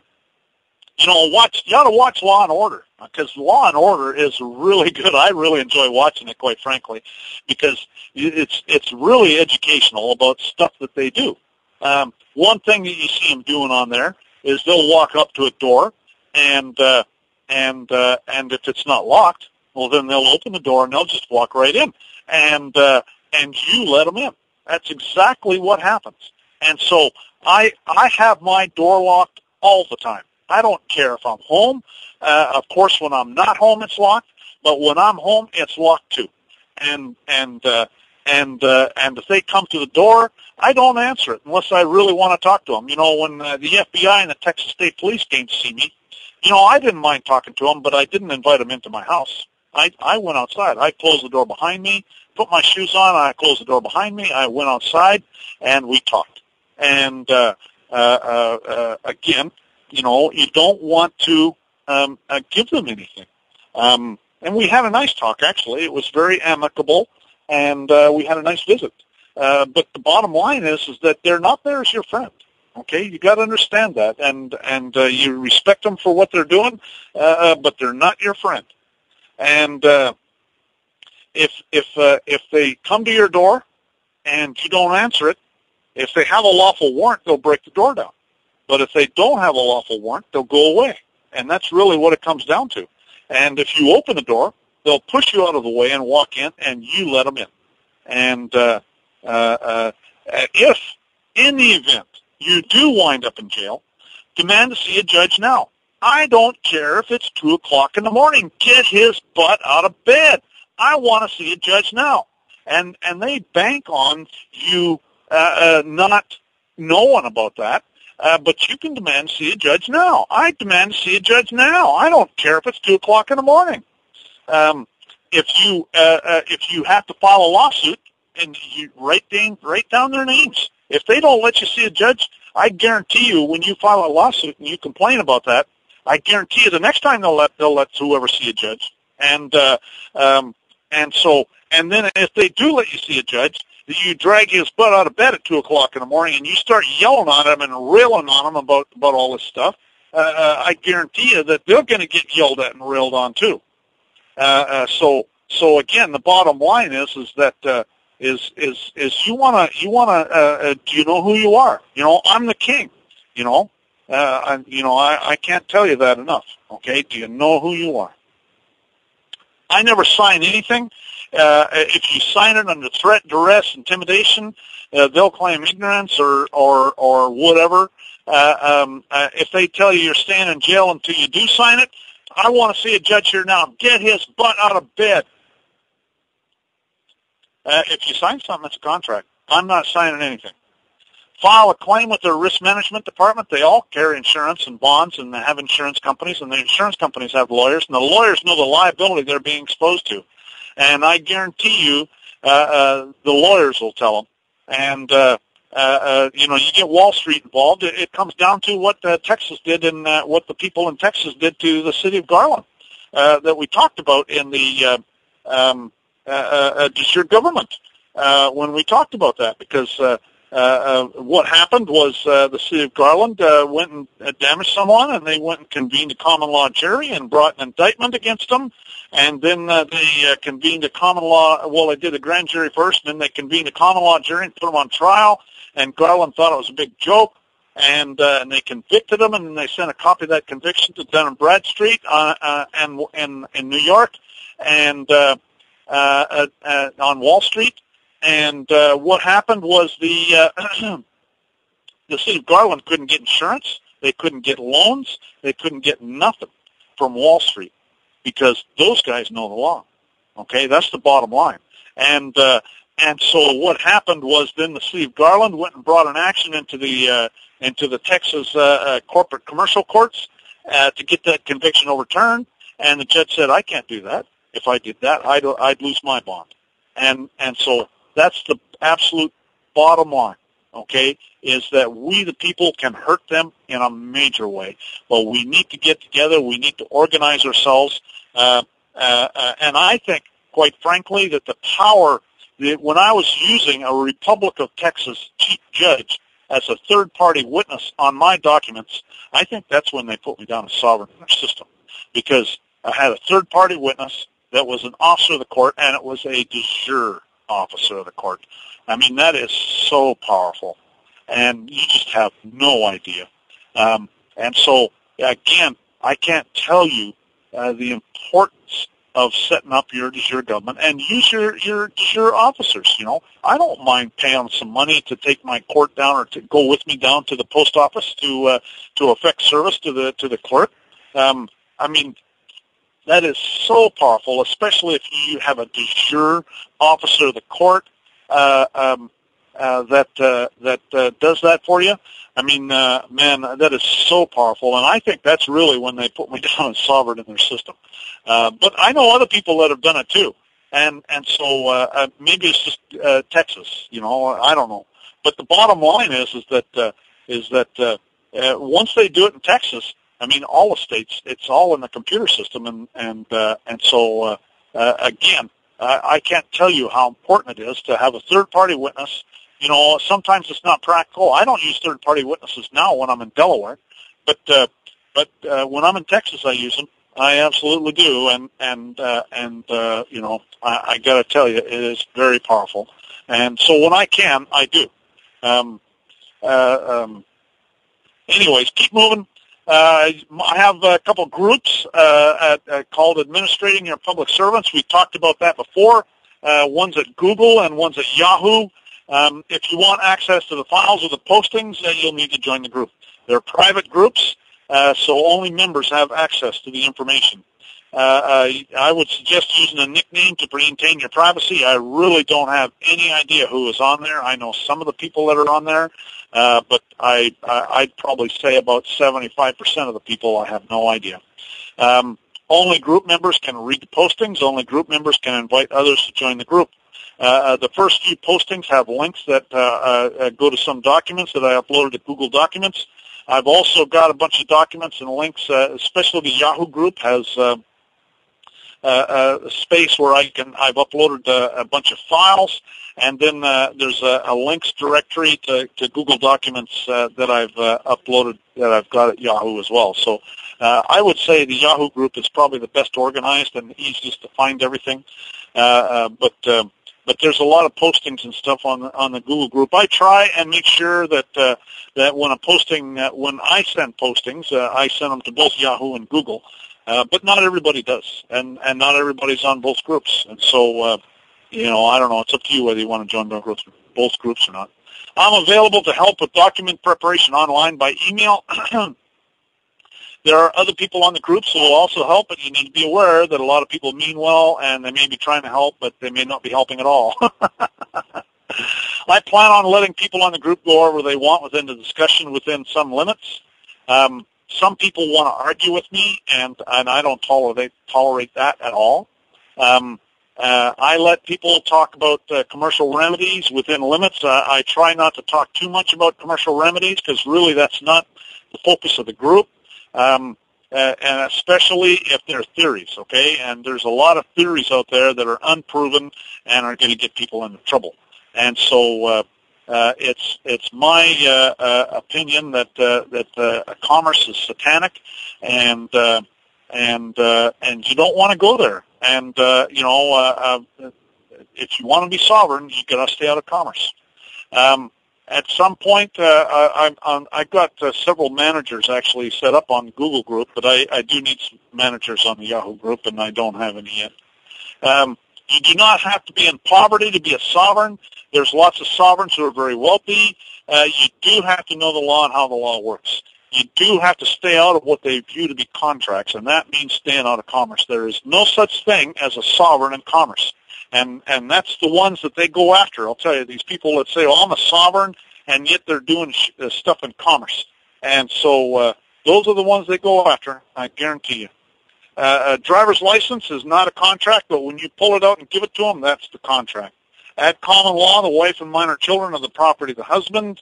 And so at common law, all births are recorded in the family Bible. I do not, if my wife had a baby, I would do everything I can to make sure that baby, the birth wasn't registered.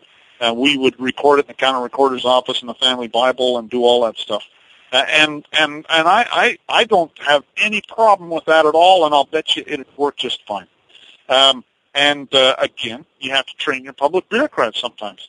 Have babies at home if possible, because having babies in a hospital is a guaranteed birth registration. And there are midwives who are very competent to assist. We need to start withdrawing from the system, but we also need to train our children so they know how to operate, because it doesn't do any good for us to withdraw from the system if our children are in the system because they're stuck in it, because they don't know how to operate otherwise. So we need to coordinate our activities. We need to get our de jure government operating again, and we need to help our children so that they can operate outside the system too. Social insurance numbers and social security numbers are not mandatory. Do not get one. If your straw man has one, don't give it out. Open bank accounts without social security numbers and social insurance numbers. And if necessary, get a second passport. I have two, and I've been thinking about getting a third one. But the bottom line is that start thinking outside the box. Try some of these other tactics and experiment and have a little bit of backbone and stand up to some of these in a respectful sort of way. And you'll be surprised at how much you can get away with. Use procedures to get your utilities paid for. That's a guy in Edmonton that I know that he goes and what he will do is they will send the utility bill to a postal code with a all block capital letters name, and he'll write on the outside, refuse for fraud, no such person at this address, and send it back. and then he'll immediately call them up and say, you know, I really want to pay this bill, but you sent it to this fictitious entity, and so you need to, if you send it to me with the no postal code and with the proper name, I'll be happy to pay it. And he would do that for 16 months, and he never paid the bill, and then he moves, and they forgive him the bill. Start thinking outside the box, and when you find something that works, share it with others. That's what my group is for. I'm hoping that other people will come up with some great ideas on how to do things, but you know, you got to start thinking outside the box. There's a set of books on the Perpetual Traveler written by a guy with a pseudonym of W.T. Hill. You can find all sorts of these books on Amazon.com and eBay. Most of them are out of print. Some of them are very expensive. And you can find them in used bookstores. There's one called Banking in Silence, How to Keep Your Money. There's one called The Passport Report, How to Get a Foreign Passport. There's one called PT2, Practice Freedom and Privacy Tactics book. There's one called Think Like a Tycoon. There's probably about 50 different books that you can get. Now, the importance is that again, these books will help you to start thinking outside the box. Think of different ways of doing things. Now, some of the stuff is very expensive, so you know, I quite frankly, I don't do things that are expensive. I'm saving my money all the time, and so you know, like the passport book, but they do give you contacts on how to get foreign passports, and so you shop around and look into the costs associated with that stuff and how to do it. You know, there's a good example is that I have a subscription that says that if you go to Brazil and say you and your wife go to Brazil and your wife has a baby in Brazil, then as your parents of the baby baby will be Brazilian automatically, and the parents are just about guaranteed citizenship, and so it's easy to get citizenship. That's a third passport, and so that's one thing I was thinking about doing. Brazil's a nice country, and certainly it's one that once you have, like some countries, once you have like a Brazilian passport, you can just about anywhere without a passport, or I should say without a visa, and so it's all on which passport you pull out. And I've done that. I've traveled a lot internationally, so I know about that stuff. Anyways, so there's a lot of things to consider. I suppose let's keep moving here. Anyways, we're just about done with this. Quote, "It behooves every man who values liberty of conscience for himself to resist the invasions of it in case of others, or their case may, by change of circumstances, become his own," unquote. And that's a quote by Thomas Jefferson. Quote, if you love wealth better than liberty, the tranquility of servitude better than the animating contest of freedom, go home from us in peace. We ask not your counsel or arms. Crouch down and lick the hands which feed you. May your chains set lightly upon you, and may our posterity forget that you were ever our countrymen. And that's a quote by Samuel Adams, the father of the American Revolution, and he was a member of the Sons of Liberty. That's the group that did the Boston Tea Party. And that's quoted from the debates of 1776. And I think that speaks volumes. So do you know who you are? And never, ever, ever give up. That slide here is the slide. I don't know how many people have seen that, but it's this pelican, and the frog is having done the pelican. So stroking the pelican. So, anyways, that's the end of that one. Now, somebody had a question here. What do you think of the port pass? I'm not sure what you mean by port pass. Can you elaborate on that? I haven't heard of it. That sounds like a passport, only it's a little bit different for some reason, because actually a passport started out as a port pass. It's something sovereigns use. I haven't heard of it. I've heard of a port pass. The Republic of Texas was talking about it, and so yes, that's true. Originally, it was called a port pass. The Republic of Texas was talking about getting a port pass. So I'm interested in finding out more, but I haven't heard too much about it. It gives you a right to pass reports. Yes, I realize that. Well, I mean, that's what a passport is. And so I have, but I need to find out more about it. Is there any groups or anybody that's offering a port pass? That would be what I'd be wondering. Anyways, let's take a break. It's the top of the hour. Let's take a break here for a few minutes, and then we'll.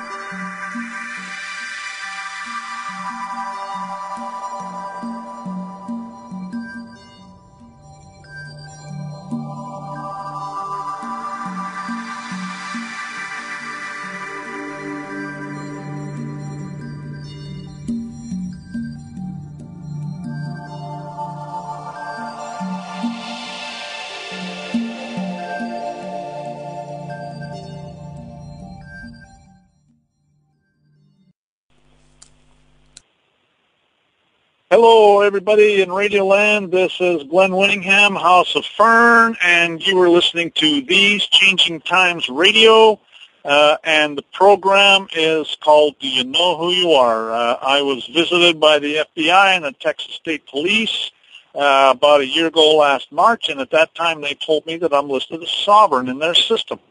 And actually, the courts have ruled that everybody's sovereign, but what's happened is we've become involved in what the courts view to be contracts and have given up our sovereignty. And so we have to understand the nature of these contracts. Anybody can be sovereign, and that's what this program is all about, is how anybody can do this. And anybody can call in or send in their questions. I'll entertain them. But anybody can be sovereign, and do you know who you are? And that's why the program is Do You Know Who You Are? We're all kings and queens, literally, and we have a royal heritage, but we have bureaucrats that are making legal determinations for us and representing us, and we have our country's been invaded by foreign agents of the bar who are all foreign enemies. And because we don't know the law and how the law works, they're getting away with it.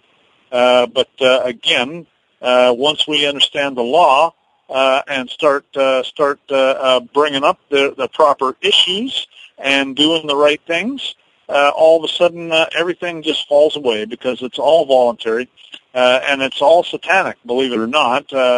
But it's all voluntary, and we just have to learn how not to volunteer. And so we just finished talking about practical considerations. Now what we'll do is we'll talk about, let's see, look at my next presentation. We're going to go through the whole thing again. And so we'll start off with a summary. That goes through and talks about overview of what all of my presentations go through. That was the last one that we go through, so we'll start at the beginning. And what this is the whole thing is it's a bunch of presentations. Matter of fact, I'm thinking about doing one on trust too, but I haven't got one yet. But anyways, so this is a private information share about sovereignty. I ask two things. First of all, if you do not get a concept, put it in the back of your mind. Think about it. These concepts are very abstract. The law is very abstract. You can't touch it. You can't feel it. You can't taste it. And yet it affects you in everything you do. And it will come to you over time. Like the scriptures say, line upon line, precept upon precept, here a little, there a little. It just sometimes it takes time, and you have to think about it. Even with myself, when this was first brought to me, I told the guy he was crazy. I said, "You're nuts. You don't know what you're talking about." And then he brought court cases out that talked about it, and I thought, you know what? This is true. This is just the most fantastic thing there is. And I thought, well, I got to look into this, and I did. And so here we are, because I found out that what the guy was saying was 100% true. And we are all literally kings and queens. Secondly, the first thing I ask is if you don't get a concept, to put it in the back of your mind and think about it. Secondly, this has cost me a lot of money to do this. I'll tell you, I send out registered letters on a regular basis. I spent literally tens of thousands of dollars. Okay, and so you are getting education that has cost me a lot. and I don't mind that so much. But the price is that you have to pay it forward. And if you don't know what that means, there's a movie. I would say rent the movie called Pay It Forward, and then you'll know what it means. And what we're going to talk about are some basic principles of law that apply in all countries everywhere, okay? These are just basic, very basic principles of law. In many countries, evidence of these principles are more well hidden, but that does not mean they do not exist. That just means they're more well hidden. Does anyone know what the word occult means? You know, when I was a kid, I was always taught that occult, that's satanic, that's evil, that's bad, okay? Well, actually, according to Wikipedia, occult just means hidden knowledge. Quote, the word occult comes from the Latin word occultus, clandestine, hidden secret, referring to knowledge of the hidden, unquote. And so that's all it is. It's just hidden knowledge. And again, do you know who you are? Who you really are is being hidden from you, and what you need to do, we all need to do, is find out who we are, and we're all literally kings and queens, and we have to start getting our arms around that and start asserting it, and it's not that difficult. We're all products of the government's educational system, and they've taught us what we need to know to operate in their system, but have they taught us everything? In the citizenship presentation, we learn about how we're all literally kings and queens, and the only power held by government is power that we delegated. Now, let's go back to that last slide there, because I just remembered something. There's I don't know if anybody's ever heard of a guy by the name of Norman Dodd. Matter of fact, I think I'm going to add that in here about Norman Dodd, because Norman Dodd is a guy who was on the House Committee on Un-American Activities back in the 60s, okay? And if you do a search on the Internet for Norman Dodd testimony, you will find his testimony to the House Committee on Un-American Activities. And his testimony is that he was supposed to, he was asked by the House Committee on Un-American Activities to investigate the tax-exempt foundations. And so he did. And he was had some connections. He had obviously a lot of connections, and so he was introduced to people, movers and shakers, in these the Carnegie Foundation for the Arts and the Ford Foundation and all these tax-exempt foundations, the Rockefeller Foundation, and he went down there and they let him see their records and all sorts of stuff, and they were very open about what their agenda was and all that stuff. And so I would suggest you do a search for Norman Dodd, because one of the things that they said was back in the early 1900s, their goal was to take over the educational system in America. And the reason is that they wanted to control what people are taught. And the way they did that is that they went and financed some students to become professors, and they went and because these people own universities and have a lot of money to give to universities, they were able to make sure that these people that they financed got the fast track for promotions and things like that, and you can see how that all worked, and so they were able to control education, and again, what it comes down to is we're all products of the government's educational system, and so and I highly recommend you get a hold of Norman Dodd's testimony and read it, because I think you'll find it very interesting. Anyways, back to the topic at hand. In the citizenship presentation, we learn about how we're all literally kings and queens, and the only power held by the government is power that we delegated. And the current government is de facto, okay? De facto, Bouvier Law Dictionary, 1856 edition, quote, de facto actual, existing in fact, having effect even though not formally or legally recognized. And then definition number 2 is illegal but in effect, a de facto government. And so the current government is de facto, and the reason it's de facto is because we, the people, have abdicated our responsibilities, and so therefore the current government is the one that's there. It's bankrupt. It's owned and operated by the international bankster thieves, and they are doing with it what they want. And it's because we, the people, are asleep at the wheel. In the color of law presentation, we learned that they have no authority. They operate under the color of law, and there's no real justice in their courts. Quote, color of law means the appearance or semblance without the substance of legal right, misuse of power possessed by virtue of state law made possible only because wrongdoers clothed with authority of state is action taken under color of law, unquote. And that's a U.S. District Court for Oklahoma, and it's called a case called Atkins versus Lanning, 415 Federal Supplements, page 186. In the martial law presentation, we talk about how they are under martial law rule and have been for decades, and how they are using municipal corporate law to enforce it. In the commerce presentation, we learned that it's all Roman law and comes from the Vatican. And this has been going on from the beginning of time. In multiple presentations, we talk about how it's all voluntary. We have to agree to it, and so we have to learn how they're getting our consent and quit consenting. In the presentation on the ultimate solution to your government, we learn how the government's bankrupt and how it's now owned and operated by the international bankster thieves under Roman law. Quote, it is an established fact that the United States federal government has been dissolved by the Emergency Banking Act, March 9, 1933, 48 Stat 1, Public Law 89-719, declared by President Roosevelt being bankrupt and insolvent.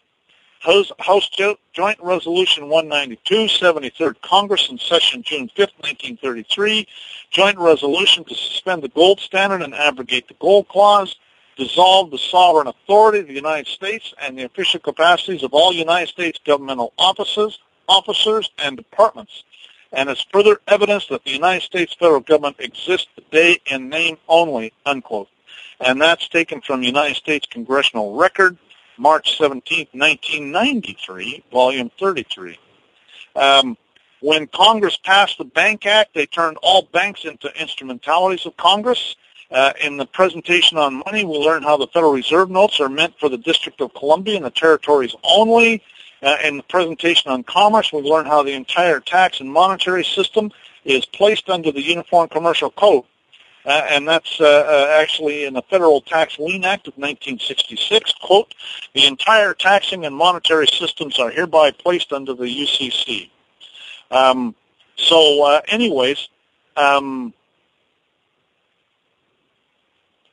In the commerce presentation, we learned how the Uniform Commercial Code is owned and operated by the Vatican. In the churchianity presentation, we learned how most all churches, all so-called Christian churches, are actually satanic, and how the Vatican is tied into that as well.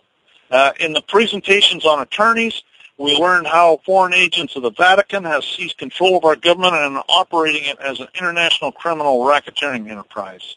In the presentation on money and the presentation on land, we learn how the bankster thieves are compelling us to use their so-called money to facilitate theft of everything possible. Essentially, we have a gang of pirates that has seized control of the government on the high seas of commerce, and the gang of pirates is looking for some prize. And we, the people, have abdicated our responsibilities.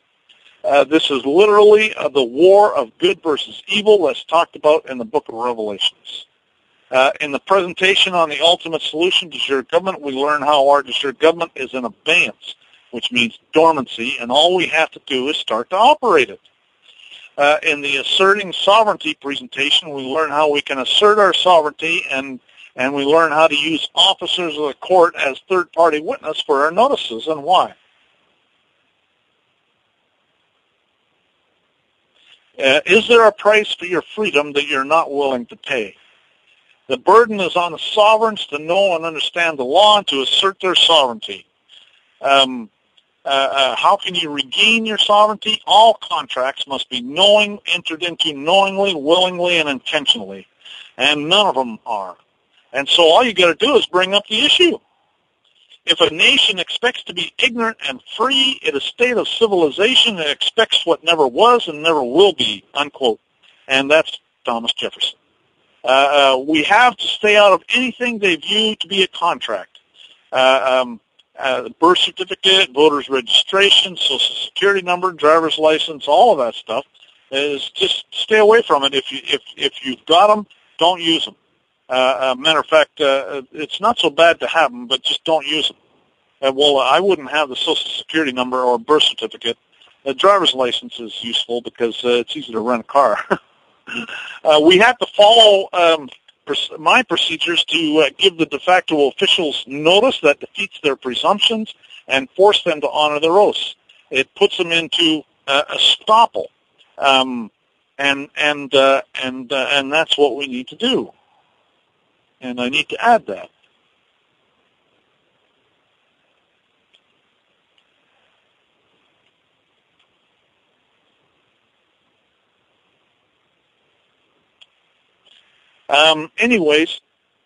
We have to work together, others of a like mind, to convene our common law juries, grand juries, and our common law juries, trial juries, and bring any criminals that we find to justice.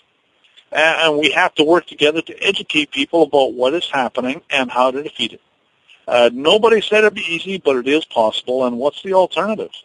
You know, there's all sorts of people talking about real nasty things coming up with the bankster thieves and a total collapse of our economy and all the stuff that's going on these days.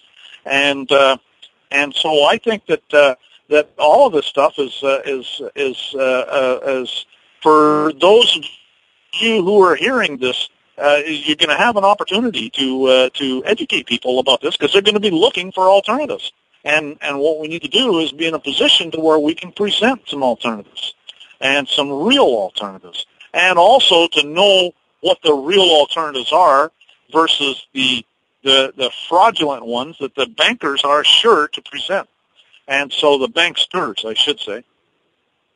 So the point is that we need to educate ourselves, and that way we can know what the real issues are. So, why don't we get started on the citizenship presentation? It's going to be, I'm not going to get anywhere near finished, but we'll start on it, and we'll just start doing it again next week. Sovereignty. Quote, law and power are not synonymous. In truth, they are frequently in opposition and irreconcilable. There is God's law from which all equitable laws of man emerge, and by which man must live if they are not to die in oppression, chaos, and despair. Divorced from God's eternal and immutable law, established before the founding of the suns, man's power is evil, no matter the noble words with which it is employed or the motives urged when enforcing it. Men of goodwill, mindful therefore of the law laid down by God, will oppose governments whose rule is by men, and if they wish to survive as a nation, they will destroy the government which attempts to adjudicate by the whim of venal judges, unquote. And that is a quote from Marcus Tullius Cicero, and he lived 106 to 43 BC. So it sounds like they were having the same kind of issues we're having. So where does sovereignty come from? Sovereign exists because of common law.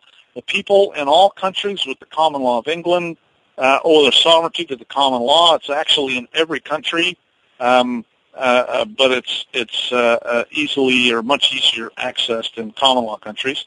But many countries that you would think are not common law actually are. For example, Russia. There's a common law of Russia. So there's a lot of countries that have a common law. I was over in Ukraine, and there's common law there. I could see it in their documents and stuff like that. In Canada, United States, Australia, New Zealand, all common law countries of the world, the people are the sovereignty. This presentation, the presentation on common law, covers that subject more thoroughly. So we'll talk more about common law when we go through the presentation on common law. And what we're going to talk about today is citizenship. So, what is a sovereign? Who is a sovereign? Where does sovereignty come from? The rights and duties of sovereignty is covered by common law presentation. How do you lose sovereignty is in the color of law presentation. And how do you regain your sovereignty is covered by the asserting sovereignty presentation. So we'll just talk about sovereignty, about citizenship. Sovereignty is the right to rule. A sovereign can be a king or a queen. A sovereign can be a group of people. It can also be a living soul. Quote, sovereign, a chief ruler with supreme power, a king or other ruler with limited power. An action is not maintainable against a foreign sovereign, unquote. And this is actually an English court case, 44 LT Rep NS 199. And, quote, sovereignty is the right to govern. A nation or state sovereign is the person or persons in whom that resides, unquote. And that's Chisholm versus Georgia, 2 Dallas 440. Quote, for the very idea that one may be compelled to hold his life for the means of living or any material right essential to the enjoyment of life at the mere will of another seems to be intolerable in any free country where freedom prevails as being the essence of slavery itself, unquote.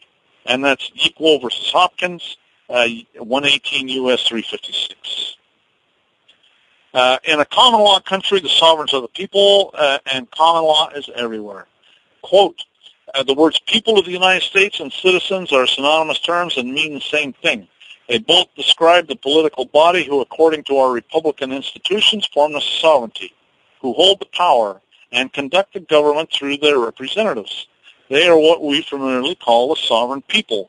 And every citizen of one of this people is one of this people and a constituent member of the sovereignty.